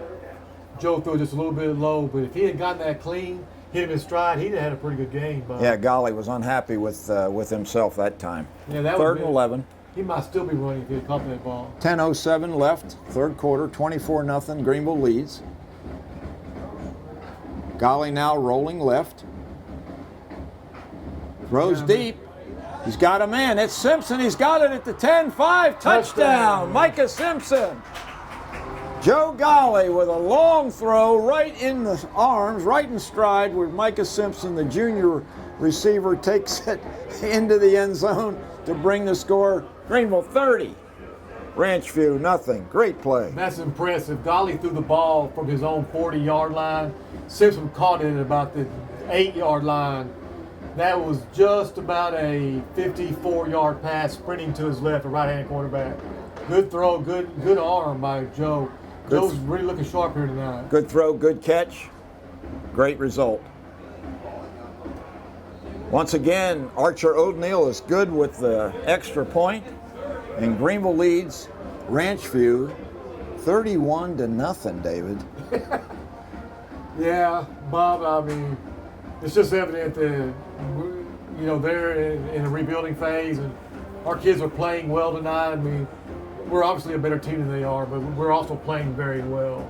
Well, that was a 3rd and 11, too. When it's your night, things just go well for you. Yeah. Because you and I have seen plenty of Greenville games where we've been on the other end of this, this gig here. Yeah. That was just a really good throw. I mean, he's running against, he's throwing across his body on that one, and that's... and that, like I said, that was an impressive throw. That was over 50 yards in the air. Yeah, pretty impressive. So good, Pretty strong impressive. arm, and Simpson, he had two defenders pretty close to him, but he was able to get just about a step and a half behind him. Yep. And that ball dropped right there. He grabbed a hold of it, didn't let him touch it, wrestled his way in the end zone. Nice play by Micah Simpson. He's Okay, got here a little comes speed, too. O'Neill's kick. Once again, it's man. deep. Taken at the 3-yard line. Going to midfield. With some room to run, up to the 25, and brought down there at about the 26-yard line. Good open field tackle by... I think that might have been Evan Bennett again. It was, Mr. Bennett. Second time on special teams. Yes. He's risen to the top. Good job chasing him down. Put a little lick on him. Held on to his teammates got there. Nice job by Evan. Just don't get hurt, because we need you to hold for those placements. You got that right, because, boy, that's working real well tonight. Oh, man, I'll tell you. Yeah, the Greenville kicking game is pretty good shape. We've only had one punt from Ibarra, if my memory serves. Greenville's been controlling both sides of the ball, as we talked about earlier. Okay, Ranchview now. Ball spotted at the 26-yard line, their own. 1st and 10, sophomore quarterback. Ellen Bush, hands off. Not much running room once again. It's negative yardage by the running back. Just not much blocking going on up front for Ranchview. You know, at halftime, what did David say? They had 3 yards rushing? Minus 30 yards rushing. Minus 30 yards? Yeah, I think most of that came from the bad snap on that one punt. If it was minus 30 yards, then it's about minus 50 yards now. Yeah, they're... because every possession they've had, they've gone backwards. Yeah, if you're in a rebuild, you got to start with the guys up front, and the guys up front just are not executing the way Coach Smith would like to see them execute. Okay, we'll call it second and 12. Low snap, picked up by Ellenbush. Throws deep. He has his man, and it's a completion at the 48-yard line of Greenville. Double covered, but the man... Went up and got it. Jamal Jones once again, maybe? That's their biggest play of the night. Covered about 30 yards. Nice pass across the field. We'll give the reception to Chris Kelly that time. Yeah, but he went up and made a real nice catch. Yeah, the defenders kind of overran that one. They had their backs to the ball as it was coming into the receiver's hands and didn't have an opportunity to come on and knock it down. So a big gainer for the sophomore quarterback to Kelly. All the way down to the Greenville 48-yard line. 1st and 10 for Ranchview. Handoff, this time a little bit of running room, a couple yards gain. That's one of the few positive yardage gains by rushing attack for the Wolves. Yeah, good job by the linebackers. And Kathy was in on that play also, coming up from a safety spot. Yeah, the senior cornerback, Jackson Cathy, almost plays like a linebacker sometimes. He will put it in there and give you a lick. 2nd and 8 for the Wolves. Ball spotted, we'll call it the 42-yard line of Greenville. Handoff once again going left, and Ortega is right there to slam the running back down to the ground at midfield. Look at the black shorts are out there on that running back. Yeah. Out of 11 players, we had 2 about 10 yards away, and everybody else was within 3 yards of that. You know, Coach Duke told me one time that in high school football, gang tackling is an absolute must because initially, you know, when the first guy generally doesn't make the tackle. So you need that help. And here we see a few subs coming onto the field for the Greenville defense. Coach Duke's real good about getting kids in and letting them play. And he's feeling pretty confident right now about this ball game and get these reserves in. 3rd and 10. Pass up and almost nice fought for. Waller bad. and the receiver go up together, and it's incomplete, and Kelly loses his helmet in the process. David Waller did a great job one-on-one with the receiver. The receiver's actually a bigger young man than he is, but Waller kept his eye on the ball and was able to swat it down at the last minute. Waller, as a junior, has really shown us something defensively this year. He's made some outstanding plays. Okay, we have a penalty. Possibly, I'm hearing from the booth next door that maybe that was an offside against the Lions. That's what it looks like. So that's a 5-yard walk-off, and that'll give didn't see it. I didn't either, but Ranchview will have an opportunity to convert with a third down and 6 now. A long 5 maybe. There was a flinch again by the Greenville defense, but this time they did not jump. They can move, but they just can't come over. And they called another penalty, but maybe they're calling this one against flinched, Ranchview. but like I said, we didn't. Okay, it's going against Ranchview. Yeah, I think somebody on the offensive line that time might have flinched, though. Now they're going to walk it right back. So we're going to do 3rd and 10 all over again. Yep. So each side is jumped off sides or encroachment for the defense, all sides with the offense. Kind of like offsetting penalties on 2 different plays. All right, so as David said, 3rd and 10, 7:01 remaining here in the 3rd quarter. The Lions lead 31-0 over the Ranchview Wolves with their sophomore quarterback. One of 10 sophomores on the roster. Takes the snap, drops back, under pressure, just heaves it, and overshoots it, almost intercepted by Luna. How many times have the Greenville DBs gotten their hands on those passes, David, tonight? Oh, that's about the 4th or 5th one that they maybe could have had, but you know the thing about it, Bob, what I like is they're hustling, they're in the right place where they're supposed to be. They're reading the routes and reading the route runners, and that is so important as we continue our march to the district race. You know, everybody wants to throw the ball these days, and you have great quarterbacks coming out in high school. And the successful team, if you're going to beat them, you're going to be able to cover the receivers. 4th and 10 for Ranchview. Martini standing at his own 38-yard line. Pretty good snap, a little high. Feels it with one hand, gets the kickoff. It bounds at the 30 and is down at about the 23-yard line of Greenville. Simpson back there watching the action, chooses not to get involved with trying to return that kick. Yeah, good decision. Yeah. Looks like they're going to spot the ball at the 17. They're going to spot the ball at the Greenville 17, 1st and 10. Yep, a little deeper than I thought. Starter's still in there for the most part. Yeah. Offensive line still seems to be intact, and of course Johnson and Golly in the backfield.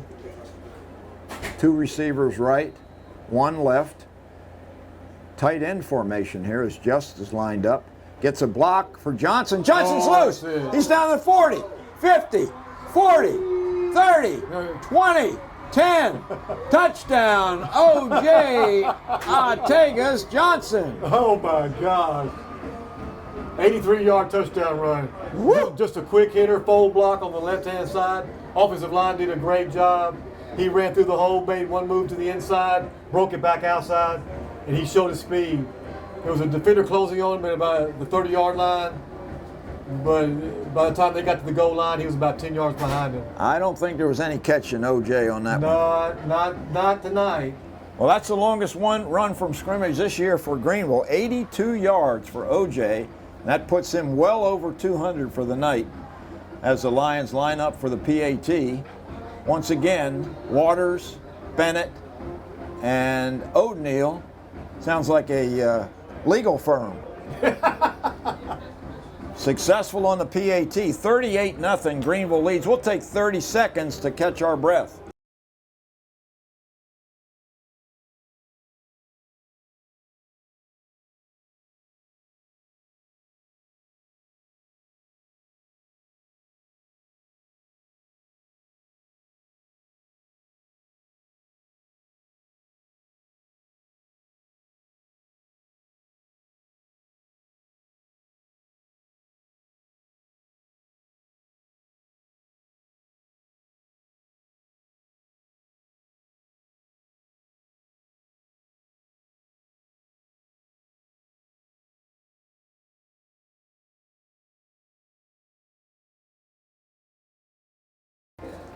Ooh, 83 Okay, yards. David and I are trying to catch our breath, and probably so is Ortegas Johnson after 82-yard sprint. Thank you. 6:36 remaining here in the third quarter of a 38-0 whitewash job so far of Greenville over Ranchview's Wolves. Greenville has just asserted its athleticism to the point where it's just almost become sad to watch this happen. Yeah, a little shorter kick that time, and the receiver doing a nice job coming right up the middle, and he's out beyond the 30-yard line for Ranchview. Nice job by number 11, Tyler Spradley. Picking and choosing and kind of bobbing and weaving us through the traffic. It's one of the better plays for Ranchview tonight. Like I said, real nice return. Anything you get past the 30-yard line, you've done well. They're sitting on their 32. And I think Coach Duke is starting to really substitute now. Yeah, we're seeing some new numbers in now. We got Noah Sornio in there, number 88. Juan Tapia was in there, but he comes running back off. I guess it's not quite ready for... A lot of the secondary is still first team. Okay, 2 running backs. Open receiver, and the receiver kind of alligator armed that one. It looked like that might have been catchable. Doesn't look like the young man wanted it. And there wasn't really anybody that close to him, but... I thought it was catchable, but maybe not. Tough to tell from. We're pretty high up in the sky here. We got a good view, but some of the views on the sidelines are a little bit different. Jalen Maps now gets a blow. It might be the last time we see him on probably defense the last time tonight. he goes out tonight. His night's probably over with. 2nd and 10. Handoff. And David Ortega just having a monster game tonight from that linebacker spot. He came through, he fired through there on you call it a blitz or a red dog or all kinds of names, but They ran a stunt. He came firing through that A gap, and he ran that running back down from behind. Yeah, big loss, but Ortega is down. I'm thinking maybe he's got cramps. He's Got trying to cramps. get up, yeah. I think you're right. I think he's got cramp in his calf. Yeah. Hey, he's up on his feet now and walking off Yeah, under his own power. He's fine. He's just probably. Get those salt tablets. Oh man, golly. I don't think they use those anymore, do they? No. The worst thing you could do. Gatorade and hydration. No more salt tablets.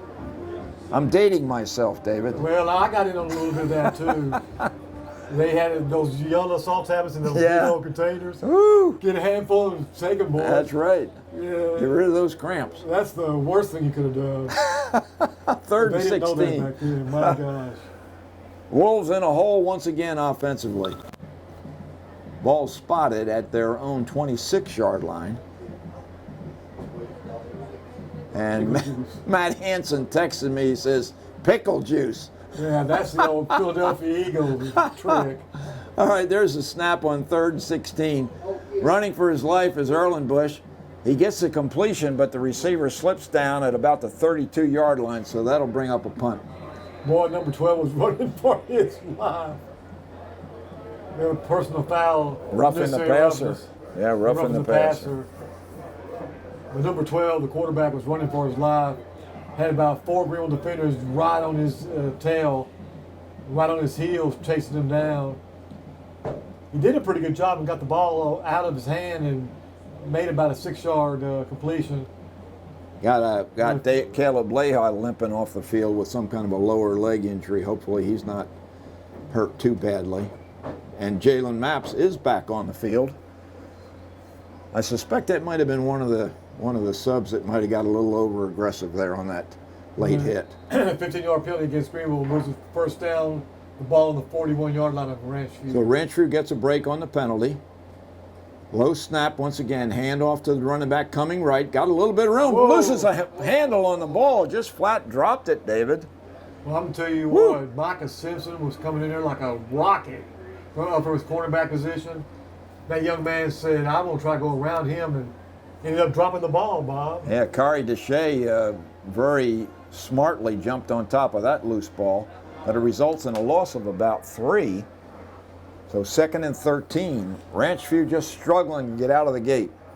5:02 remaining here in the 3rd quarter. Clock running. Greenville leading 38-0. You know, Ranchview's still trying to run their offense. They know they're not going to be able to pass. They can't pass well enough to catch back up. So they might as well try to just work on their whole offense. Quarterback takes it, drops back, throws a short pass. Well defended that time by Hunter Waters in there playing at a linebacker or cornerback spot. Got his hands on that one and deflected it. And Grayson Rabb, number 50, was giving chase to the quarterback and putting some heat on him, making him throw the ball earlier than he wanted to. Yeah, he was all over him, had his hands up in the air and forced the high throw, and Waters was able to get his hands on it and fell incomplete. Try to give you some of these other numbers. We got Kevin Tran in there at one of the cornerback spots for Greenville. And we got some new linebackers. 3rd and 12. Again, pressure on the sophomore quarterback, and that's going to be intercepted by Evan Bennett. Number 16, Evan Bennett, has had quite an evening. Little jawing going down there. Number 7, Preview, is escorted from our sidelines back to the huddle. Yeah, Erlenbush kind of just threw that one up for grabs. He was really getting pressured and tried to let it go and make something happen. And Bennett said, no, not this time. So we have an injury on the field. One of the Ranchview players is down at about the 36-yard line. So we'll take about a 30-second break and see if the trainers can get him back up on his feet. We'll be right back.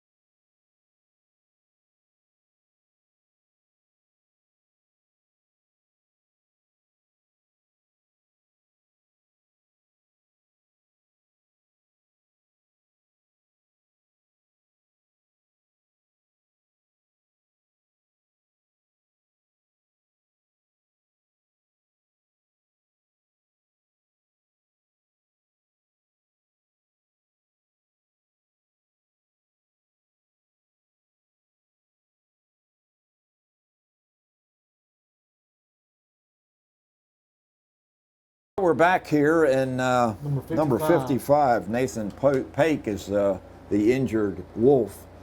He's being helped to the sideline by the trainers. Yeah, it looks like a knee or an ankle. I'm not sure. He's walking very slow with the help from the trainers. Yeah, he's a big old boy. He's hard to get off the field. Yeah, he's dragging his left leg, so we hope he's going to be okay.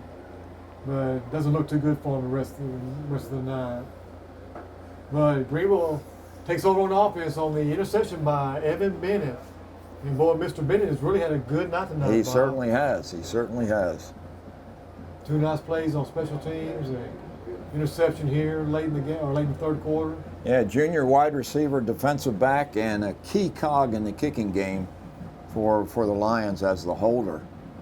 People will kind of over or underestimate the value of the holder, but it's a real key position. Okay, 1st and 10 for the Lions. Ball at their own 47. Handoff to Johnson. Room again. And he moves forward. That might be Cameron Neal. Let's see. I think I saw a 2-0 that time. I thought it was OJ, but indeed it is Cameron Neal. Son of Henry Neal. Making a statement here in the ball game. Nice run by Cameron. First down yardage. Yeah. Once again, Cameron gets the ball. Got plenty of room. He's at the 30, yeah. the 20, the 10, 5. Touchdown, Cameron Neal. My goodness. Man, that was quick. Woo! You take him and OJ, they look like the same person out there. I wonder if Henry's in the stands here tonight. I asked him, he said he was going to come to the game. I told him to come by and say hello to us, but I'll have to. Well, let's look down there and we see somebody jumping out of their shoes.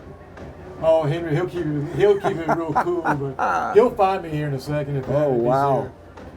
Cameron Neal with his first touchdown as a Greenville Lion, the junior.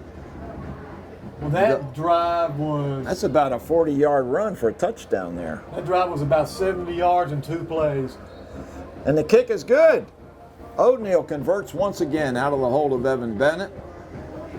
The Lions lead 45-0 over the Ranchview Wolves, who look totally disappointed over there on the far side. Dejected, I guess. Yeah, I mean, it's tough when you're at the end of the third quarter and you're down 45-0. It's hard to play like that, Bob. Yeah, and really, at this point, you know, Coach Duke's got to go to call off the dogs because. Yeah, I think he will. And the main thing you don't want to do is get your starters hurt. No, and you don't want to run up the score any worse than it already is. Yeah.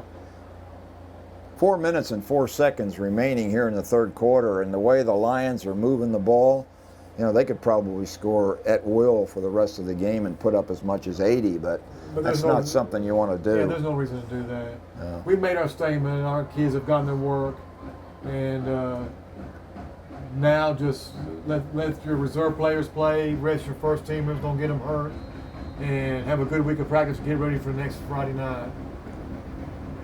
Yeah, coaching staff on the far side of the field certainly got a lot of work to do before this season's over. Shorter kick this time, taken at the 11-yard line. Lots of room this time, Ooh, nice and hit. outside the 36-yard line is maybe we've got some guys getting on the kick coverage team for the first time for the Lions.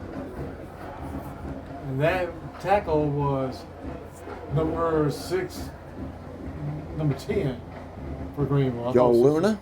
Joe Luna, nice open field tackle by Luna, bringing the ball carrier, the kick returner down from Ranchview. Luna's got some pretty good speed. He's a big boy. Of course, his brother played last year. Yeah, and I think he's a little bit bigger and a little faster than his big brother.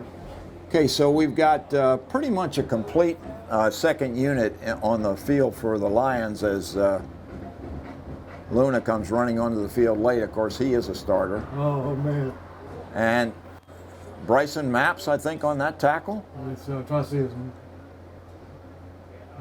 number. Yeah, Bryson's gotten a lot of time in the defensive front now. He might be playing at a linebacker spot. Number 25, I believe. No, it's not 20. That's Gage Blue.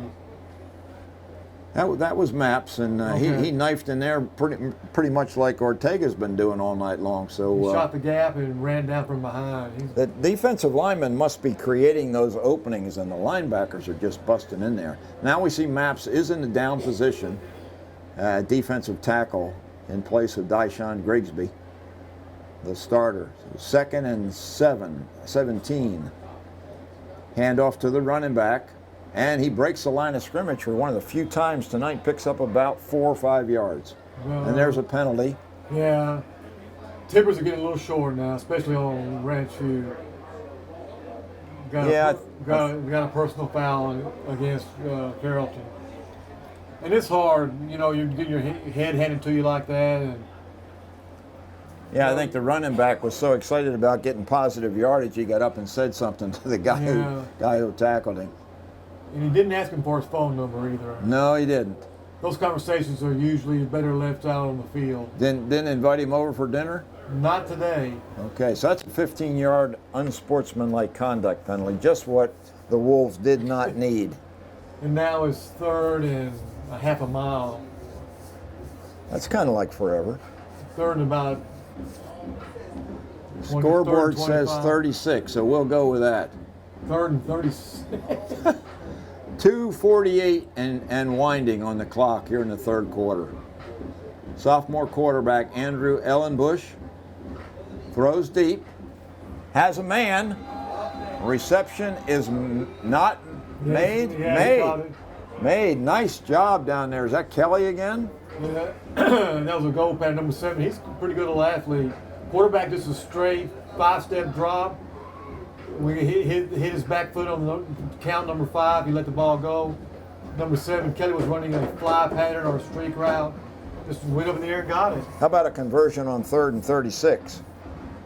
That's Pretty a bright, good. That's a pretty bright. That's a good bright spot. That sure is. That's a highlight for the Wolves for sure. That's the best play they've had tonight. Yeah, Kelly's a big kid. He's got quite a bit of size advantage over Waller over there on the far side. He's a heavy kid. I mean, and Tron. He's built also, like a linebacker. Yeah, Tron is also not very big, so Kelly a big advantage over there on the receiving end.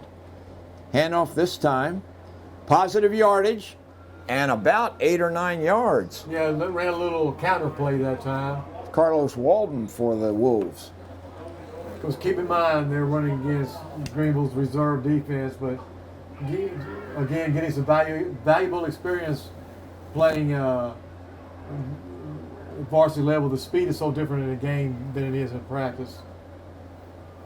Got Hunter Waters playing a defensive tackle. He was the backup quarterback last week.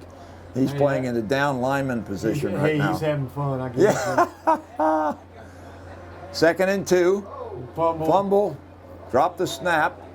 Erlenbush. Nice job by Mr. Bennett, number 16. Yeah, Bennett Johnny on covers the him spot. as he slips down at the 45-yard line. Loss of a couple of yards. Brings up 3rd and 5. Guys have had a little trouble with the footing tonight on a couple of occasions. And the field's obviously not wet. It hadn't rained here in seems like forever. You think Evan Bennett's going to enjoy watching this film? Yes, I do. And there he goes. He's Better get lined up on the right side. yeah, better go over and cover that guy on the trips on the left. They'll watch that also. Grayson Rapp jumped. There is a penalty on the play as Erlenbosch gets some room and picks up a first down before he's knocked out of bounds at the Greenville 34. It was an offsides penalty, offsides on Greenville. They will decline the penalty and take the play. And about a good 15-yard run for the quarterback. So the sophomores come up with 2 big plays on this drive, a long pass and now a run for a first down on 3rd and long. Okay, Coach Duke doesn't want them to score, so he's putting the first unit back in, keep him out of the end zone. Hopefully keep him out of the end zone. That's an interesting substitution. Do you agree with that? You know, if it was me, I'd probably just let my 2nd unit play, see what they could do against them. Well, first defensive unit back in there now. And Erlenbosch has room, has time, and just overshoots Kelly by an eyelash at the 10-yard line. Yeah, nice play by Ranchview, well designed, drive back, 5-step drop, let the ball go. Running a deep post pattern at about the 15-yard line was Kelly, with the ball a little bit out of his reach. But he had time to throw the ball that time. Yes, he did. So the first unit, a little bit slow to respond that time. Couldn't get a pressure on the quarterback. Tight formation now, single receiver, wide right. Shotgun snap, handoff. I think that was a busted play, David, and now Erlenbush is in trouble. And he's going to be thrown for a loss, and somebody lose their hat over there. It looks like Simpson lost his hat, so he'll take a seat for a play. Well, that was quarterback was running for his life to the sidelines, trying to get the corner. Simpson came up like a rocket again. That's the second time he's done that out of his quarterback position, and really makes a nice open field tackle. Yeah, that was a solid hit. And he's not a big guy. No, he's not. All right, that's the end of the third quarter.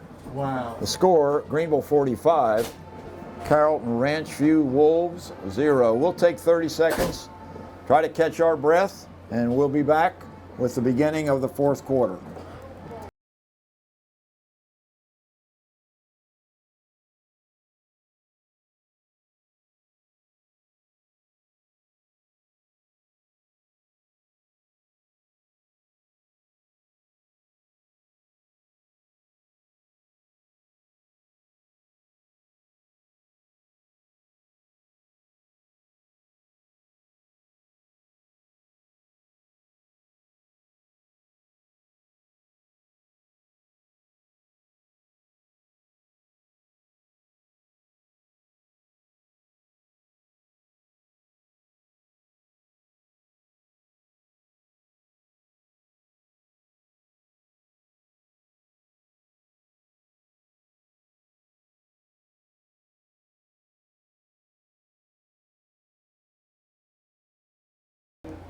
All right, back here at TA Cotton Ford Stadium. This is Bob Muty alongside David Gish. Rebecca behind the camera. Ranchview facing a 3rd and 15 from the Greenville 40-yard line. Sophomore quarterback Andrew Erlenbush ready to take the snap. Man in motion, cuts in front, sets on the right side. Snap is good. It's throwing deep. Looks like we've got another interception for the Lions at the 9-yard line. Joel Luna. Another pick for the Greenville secondary as Erlenbush just kind of airmails another one, throws it up for grabs, and the guys in black with the red hats are coming down with most of them, David. I'll tell you what, there's nothing that'll kill a team faster than turnovers. And of course, the ball game is obviously out of reach, but that is once that happens to your team, and it can be like a plague almost. You wonder if Coach Smith sees that it's almost as good as a punt. That's one way to look at it. But Greenville's going to be starting at their own 8-yard line. And I imagine this will be the second unit. Looks like Simpson's going to take over at quarterback. Yeah, looking at the numbers, this a lot of reserve players, but Mr. Neal's back at running back. Several of the first string line is still in there. I see Ibarra, Gonzalez, and Robles and Portillo are still in the ball game. So Simpson's going to have some protection. Takes a snap, fakes a handoff. He's going to keep it. Jerks. Room to the left, he's got some room. He's down outside the 30. He's loose at the 40. He's at midfield. Nice 40, 30, oh my 20, God. 10, 5, touchdown. Oh. Micah Simpson on his first play from scrimmage as a quarterback of the Greenville Lions. I tell you what. Only 92 yards. 92 yards. Oh, wow. I'm looking at Coach Duke. I know he's happy, but he's not trying to run the score up. But you can't tell kids not to play. And there was some great downfield blocking on that, too. I wish I got the number of the person who went down, who threw that block for to really get him in the last 20. Yeah, we had a little background noise there as we opened the door. Justin Fisher coming into the game now to do a little blocking on this PAT. Kick attempt by Archer O'Donnell out of the hand of hold of Evan Bennett. And once again, great snap by Waters, good hold by Bennett, good kick by O'Donnell. 51-0 Lions after a 92-yard run from scrimmage from reserve quarterback Micah Simpson. You know, we have a lot of speed, and that's just one more of a long line of athletes that can, when you get them in the open, they can get down the field in a hurry. Yeah, we've talked about the advantage that the Lions have in speed tonight, and they're probably going to have that in a couple of the district games as well. They will. They surely will, but I was watching Coach Duke and everybody was celebrating. He's standing there. I don't say he's embarrassed, but he's not trying to run the score up. No. He's not trying to do that. No, for sure. But you can't tell the kids not to play hard. You know, with all the guys that we talked about earlier, with the sevens, you know, the 70 numbers on their uniforms that are not in the game tonight, he doesn't have a lot of opportunity to substitute any of his guys up front on the offensive line. He just doesn't have anybody. They're all not in uniform. And that's true. So you gotta play with what you got. But it's good to see the Junior Simpson, which we assume will be the heir apparent to the quarterback duties next year. But he's a little guy, but he can pick him up and put him down. Well, you know, I watched him in the JV games last year, and he was clearly the best athlete on the field. He's not the best athlete on the field amongst these seniors, but next year he'll be the go-to guy, I'm pretty sure. All right, 51, I'm sorry, make it 52 now after the PAT. Archer O'Donnell will make the kick. It's a short one this time. Oh, taken on the run, and wow, stopped very quickly. That's Patia and Waller, I think, on the tackle. Possibly Orsornio in on that as well. You know, one of the kick returners took it away from another kick returner. I don't know how his buddy felt about that, but He didn't call for it, I guess. he didn't. But again, good open field tackle by Portilla. Says Carrollton at the 30. Yeah, 34-yard line. 34-yard line. Yep.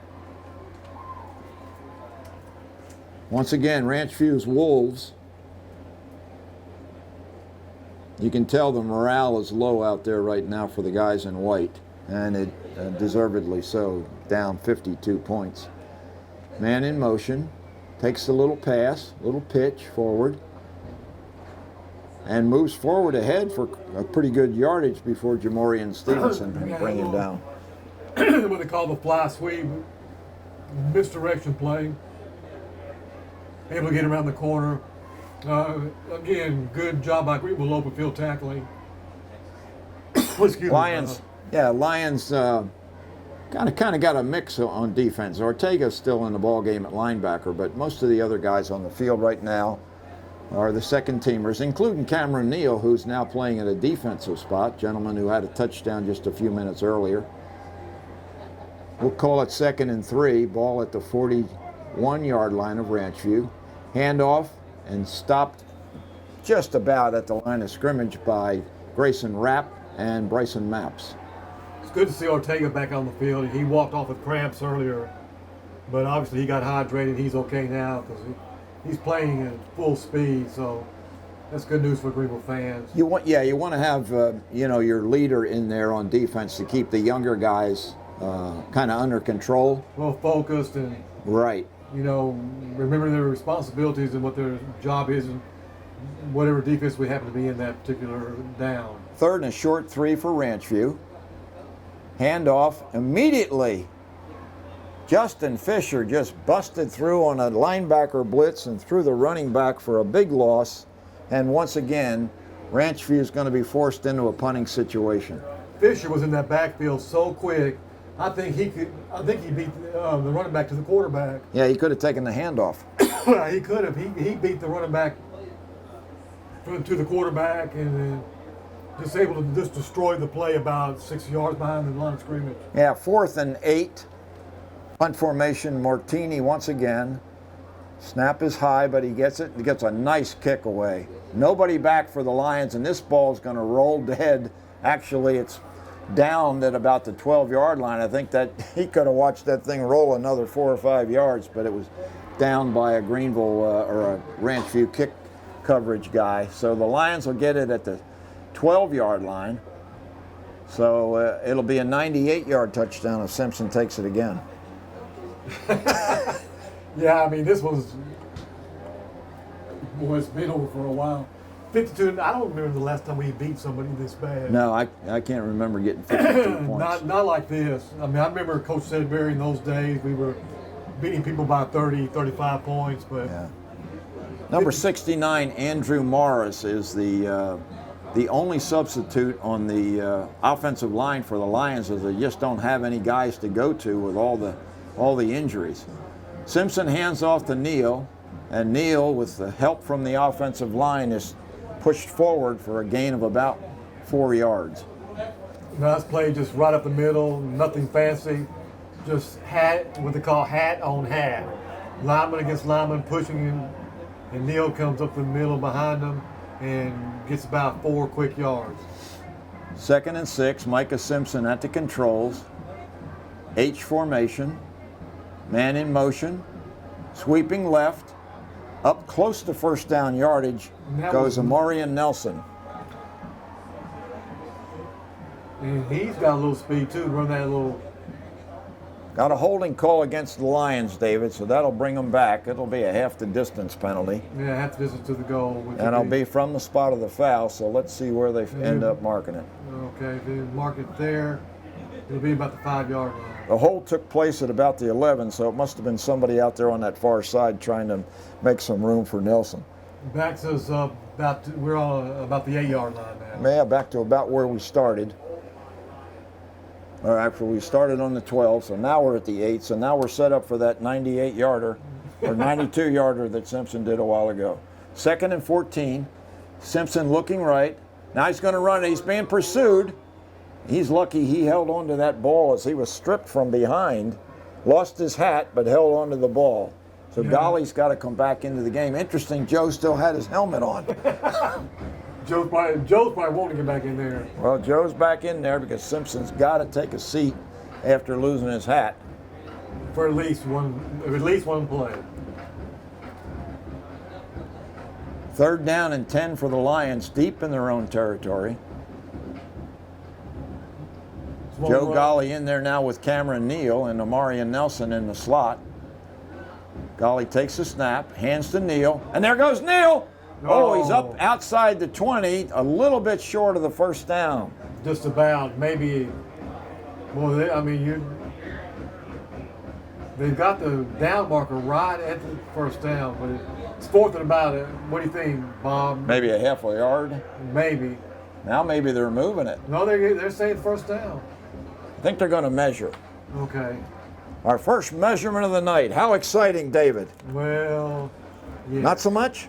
Not so much.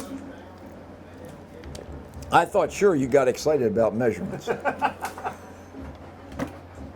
right, Lions are lining up like they got the first down, so there's not going to be a measurement. The Lions, Cameron Neal converts on a great run. Well, they're still saying 4th down, Bob. Okay, well, I don't understand then. Now the Lions are going to take a timeout and talk about it. Okay. I don't know. Would you go for it in this situation or let your punter get rid of it? Well, if you go for it, you're probably going to make it. Right. Yep. But isn't that rubbing it in, kind of? Kind of. Yeah. Smile. David just kind of gave me a little smile there, like, hey, we got to punt this thing, and Ibarra is going to come onto the field. Okay. So I think Coach Duke came to his senses and said, hey, wait a minute, let's kick this thing away and let the guys in white try to do something with it. Clearly, the Lions could have picked up a first down. 4th and it may be a foot. It's really, really close. I've seen some teams when a game gets like this, the offense will run 2 plays and then quick kick it, get it right back. Yeah. On 3rd down, stuff like that. So Andrew Ibarra in punt formation for the 2nd time this evening.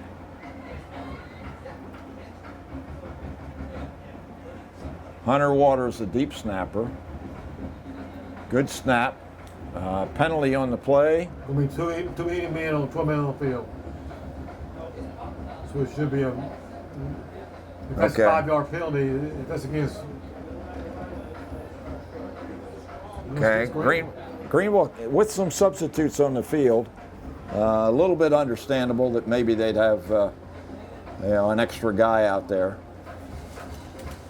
Well, before the ball was snapped, there was a Ranchview player trying to get off the field. Okay. So, All right, well, 4th and 5. Ibarra takes the snap, good punt. kicks away. It's a good kick, comes down at about the 48-yard line. Might have touched a Ranchview player. Greenville's got the ball. Is that Waller going to the end zone? That is number 11. No, yeah, that's Jamorian Stevenson. And if that ball touched a If it touched a Ranchview player, that's a touchdown for the Lions. They sure think. Well, they've given him the score. Wow. Another mistake by the receiving core of Ranchview. The mistakes just continue to pile up for the Wolves. And Coach Smith is it's got to be just really hurting after a play like that. The Lions decide to give the ball back to the Wolves, and the Wolves act like they don't want it. Well, you can't play the game for them, and you really don't want to beat people this bad, but I mean they're making the mistakes themselves. Right. Yeah, and if you get a chance to pick up a ball and run for a touchdown, you're certainly going to do it, and that's exactly what Jamorian Stevenson did. And that's what he should do. Now the referees are huddling at the south end zone at about the 3 or 4 yard line. So let's see if they agree that that was indeed a muff or a fumble instead of a muff. A fumble you can advance, but a muff you can't. Muff you can't, right. So let's see. I think the official's going to go talk to the coaching staff from the Wolves, and I think that's probably what they're asking about, because I don't think anybody actually had their hands on that one for Ranchview. It happened so quick. It looked like it just bounced up and hit. Now, if it just bounced up and hit him in the arm, it's a live ball. Yeah. Well, apparently the touchdown will stand. And I think that's what happened. I think it hit his arm and bounced off. He never had his hands on the ball that I could see. And Coach Smith is still not happy with the call. Anyway, the play is stopped because Coach Smith is on the field. I don't know whether he was trying to get a timeout or just get the referee's attention. He wants to talk about it a little bit more. Well, he's got to be frustrated. Well, you know David. he is. But Yeah. you got 7 minutes and 18 seconds to get through the rest of this game. That's a long time. That's as far as Ranchview is concerned. That's an eternity for the way the Wolves are playing tonight. They are having that problem since that first quarter doing anything correct. They get good pressure, but O'Neill's kick is up and good. Brings the score to 59-0 in favor of Greenville. We'll take 30 seconds and be right back with Greenville's kickoff.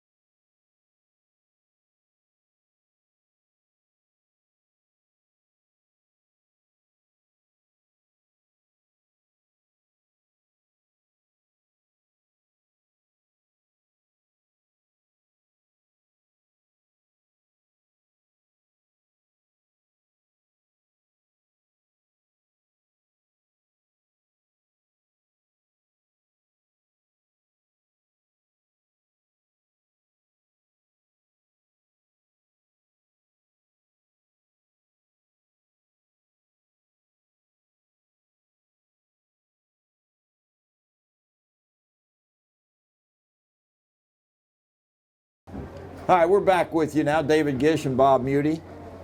59-0. Here's the kick from Archer O'Donnell. It's going to come down at about the 15-yard line. Ranchview receiver has some room on the far side, up over the 35-yard line before he's tackled by a host of black-shirted Greenville Lions. 7:10 remaining.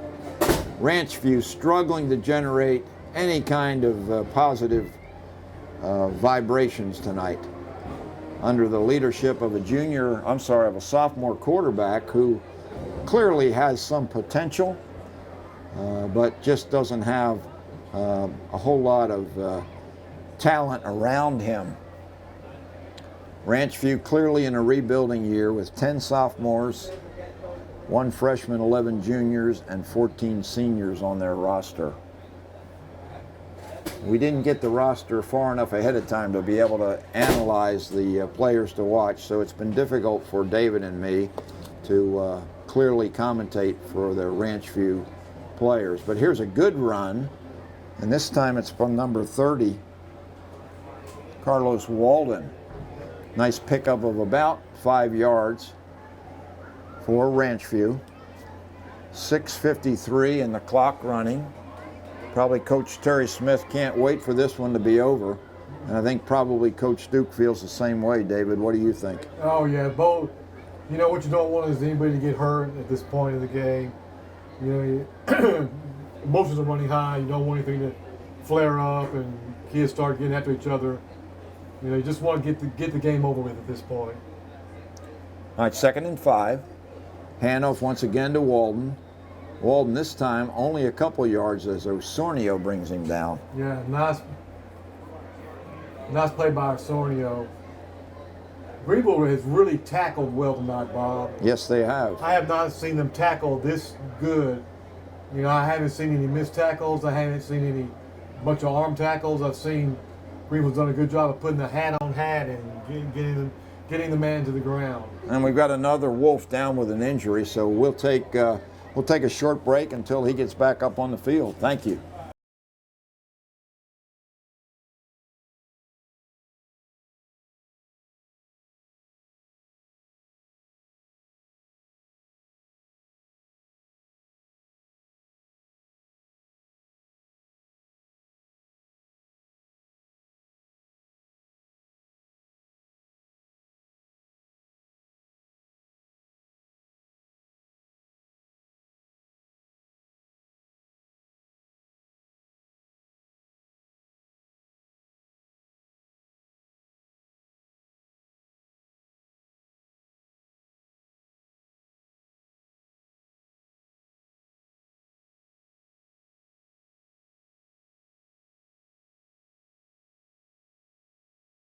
Okay, 3rd and 5 for Ranchview.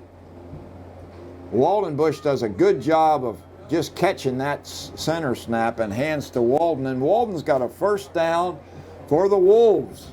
Yeah, that was a nice little counter play. That time, a little bit of misdirection. Step one way, come back across the formation, hands the ball off to Walden. Makes a good run, good physical run up to the 50-yard line.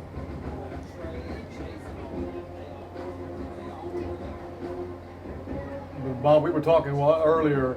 Greenville defense has done a good job of tackling tonight. Yep. Sawyer Duke coming into the game now to play a little defensive tackle. And he gets in on the tackle. Handoff. Actually, I think he got pancaked. Oh, okay. I saw him come in there. Well, his dad will let him know about that. Bryson Maps came off the field like maybe he had, maybe the refs asked him to leave. I don't know. He kind of was standing in the offensive backfield for a while, but came off the field. And Duke got on there late and didn't really have an opportunity to get down into his position. All right, 2nd and 11 after a great stop by the Greenville defense. Low snap, ball's loose, picked up by Walden. He's trying to make lemonade out of lemons, and he's not successful. Not at all.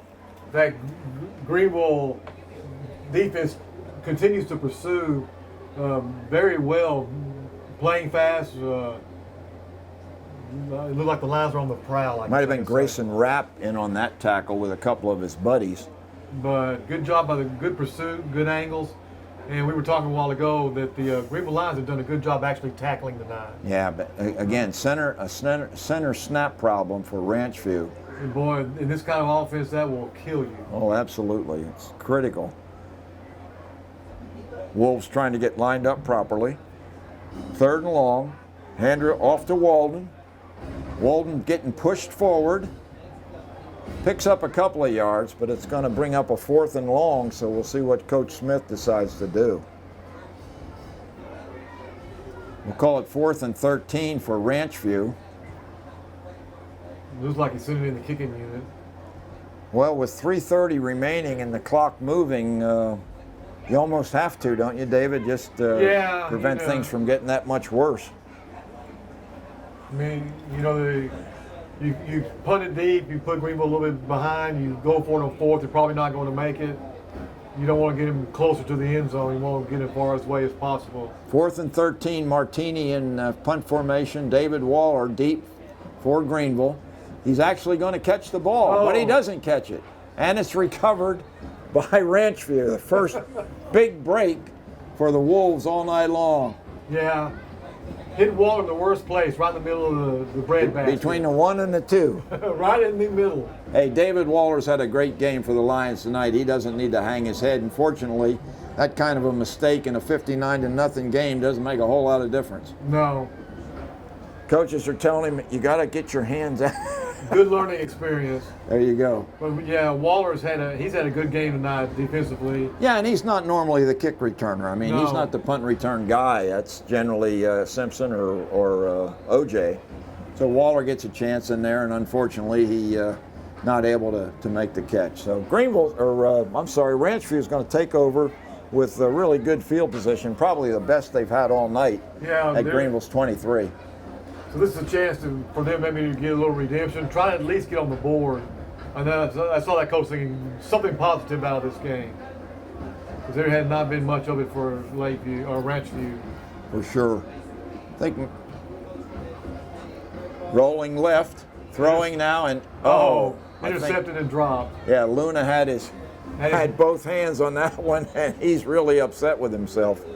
Yeah, you're going to run through some of those receiver drills, get those hands loosened up. Yeah, he had it, I mean. Oh, man, right at the 10-yard line, he had both hands on the ball, and he was ready to go somewhere. Yeah. I think maybe he started to run before he caught the ball. I think he saw, looking at the field, I think he was looking at the newspaper with his name in the headline. Yeah, maybe. His eyes got real big. Big as quarters, man. Yeah, once again, Erlenbush just kind of threw that one up for grabs. But again, Greenville in good position, exactly where they're supposed to be in the secondary coverage. All right, 2nd and 10 for the Wolves. 2 running backs on either side of Erlenbush. Takes a snap, hands off, around the right side, goes number 33, and picks up about 8 yards, does Michael Beard. Beard's had several runs tonight. That's one of the few times he's gotten positive yardage. Yeah, he was able to, a little sweep play, able to get the corner, pick up about 7 yards. Makes it 3rd and manageable, 3rd and about 3. And a hard hit as the Greenville Lions take him out of bounds. As the Greenville, these guys, they don't mind mixing it up and hitting. 2:47 remaining, 3rd, and we'll call it 3. Ball spotted at about the 16-yard line of Greenville. Handoff once again to Beard. Beard going off tackle, picks up yardage, but not enough for the first down. Yeah, So a 4th down situation. I was making a comment that these Greenville, this bunch really likes to hit. They like to play real physical. From what I've seen tonight, and that's good. That's a good thing. Well, they're trying to make an impression on the coach, get a little bit more playing time. Yeah, Grayson Rapp's had some good plays. Justin Fisher's been in on a lot of tackles. He got a start last week against Liberty, but Ortega was a little bit nicked up, so he's back in there now. Oh my goodness, and there's the aforementioned Justin Fisher. Man, he came through like a wrecking ball. Wow, he threw down Walden real quickly. He had the quarterback and the running back. Wow, goodness gracious. Man, when that 4th down, 4th and short was blown up by number 37, Justin Fisher. How would you like to be a running back, and as soon as you get the handoff, somebody grabs you and slings you down for a loss? That's the second time he's done that, and he's almost beat the ball carrier to the quarterback to get the handoff. Yeah, yeah. The blitzing linebackers for Greenville tonight have just had a field day. So that's a turnover on downs. The Lions will take over at their own 13, I'm sorry, call it the 18-yard line. 2:07 remaining in this lopsided, what would appear to be Greenville victory. You think it's too early to call that, David? It hadn't been too early since the beginning of the second quarter. When we went up 14-0, I told you this one's over. Oh, my. Well, we're not able to live stream for you folks tonight, so Yeah. you'll get to enjoy this Monday at 9 o'clock in the morning. I think it'll be replayed every day during the week next week, and it'll be fun to watch. There's a handoff to Nelson coming around the right side, and Nelson breaks a tackle and goes up to about the 23-yard line. Yeah, nice little pickup of about 4 or 5 yards by Nelson. Good quickness. He's a little guy, like a little jitterbug, but he has some strong legs and kept his feet moving and had a nice pickup. Yeah, you know he's got to be a good player because he wears those high white socks. Kind of like OJ. Shoot, that's back in my day, Bob. We all wore those. Running track and those long. Yeah. Yeah, well, those, I'll tell you what, they're coming back now. that's a good look down there against the black pants. I'm all over it, man. Billy Yeah. White Shoes Johnson. Yes, that's absolutely. Knee All right. socks and white shoes. 2nd and 6 for Micah Simpson. Handoff once again. This is Cameron Neal. Cameron Neal got some pretty good instincts. He does have some wheels, and I think he's got a first down. He's able to glide, and he's kind of a glide. Kind of looks like Preston Pearson years ago with the Cowboys. How he kind of would glide in and out like that. Yeah, I think that's a very good analogy. And a Of course. timeout on the field. Nobody down there that has a red helmet on knows who Preston Pearson is. No, all of us up here with gray hair, we know who We Preston know. Pearson is. Or no hair. Yeah. But he might be a Preston Pearson. His daddy Henry won't even know. I have to show him on YouTube who I'm talking about. Number 26 from Dallas Cowboys. All right, now we're in the victory formation as As we need to be. yeah, Greenville has decided that it's time to call off the dogs. Simpson takes a knee. Minute 10 left. Well, minute, yeah, there we go. Might have, They'll have to snap the ball one more time, and that yeah. should be it. Clock is running. Just now going underneath the 1 minute mark toward the end of this ball game. It's been a beautiful night for football and a beautiful result for the Greenville Lions. You couldn't read a script any better than this from Coach Duke. Yeah, you know, he felt good about the game. He knew they could play well, and it was like they were able to put it all together tonight, Bob. It was really Yeah, this should be a real confidence builder for the Lions, both offensively and defensively. Micah Simpson takes a snap and takes a knee. and that will just about do it. Play clock will expire now. Both teams going to the sidelines. The ball game is over. There's 22 seconds remaining on the clock, but everybody's just going to stand on the sidelines and watch it tick down. Lions are really excited at midfield. They're getting ready to go across and exchange pleasantries with the Ranchview Wolves. Tough one for the Wolves tonight as they lose by a score of 59-0 to the Greenville Lions. We'll take a short break, and David and I'll be back to give you a quick wrap-up of this ball game tonight here at TA Cotton Ford Stadium. We'll be right back.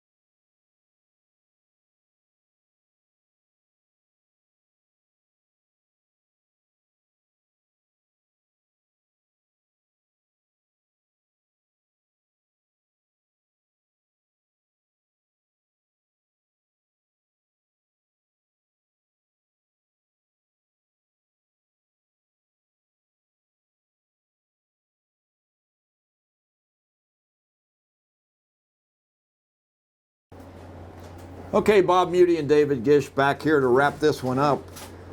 I'll tell you what, a lot of guys got on the scoreboard tonight for the Lions, David. It really did. We haven't been able to speak to David Claiborne yet, but I know he'll have it all wrapped up and figured out. But a lot of kids scored tonight. Michael Simpson, Cameron Neal, O.J. Johnson, just to name a few. But it was I think did David Waller score? I believe he did. Well, I'm not sure. I can't remember. But There have been so many numbers, it's hard to keep up with them all. The Lions now at midfield with the flashes and the cheerleaders to the alma mater. It's always a kind of a nice scene. Oh yeah, and I'm telling you, especially after a victory. And the coaches are pretty excited I was here. thinking about you the other day, man. They're coming in and giving David the high fives. Good to see David again. Of course, he's back in the booth pinch hitting for Matt Hansen tonight. And Oh yeah. he's exchanging pleasantries with one of the coaches right now. Which coach was that, David? Coach Hill. Coach Hill? All right. All right, so the Lions, with multiple players scoring touchdowns tonight, and Archer O'Neal kicking a bunch of extra points and a field goal, the Lions win this one over Carrollton Ranchview's Wolves, 59-0. So we'll be back next week right here on GEUS 34. Matt Hansen hopefully will be back from his under the weatherness. But David, we certainly appreciate you jumping in tonight and doing a great job for us in this one. This was a good one to call. This was a good one to call. I'm glad I got the call to come see it. I hadn't seen the Lions really play this year. I came to the scrimmage and saw them play against Lakeview Centennial. But they look a lot better than they did then. And they didn't look bad then, but you know, we've got some size. We definitely have some speed. We have some qualities that I see a playoff team here, but we just got to continue to get better, clean up the mistakes, limit our turnovers, don't get stupid penalties, and good things will happen for you if you play hard and play the way you've been coached and taught. Absolutely, absolutely. Well, we'll be back next week right here to face the Ennis Lions, so it'll be a battle of the Cats. And for David Gish and Rebecca Padron, once again, this is Bob Muty. Final score, Greenville 59, Ranchview 0. Good night, everybody. This video has been brought to you by GEUS 34. GEUS is your community-owned provider for electric, internet, cable TV, and true local programming.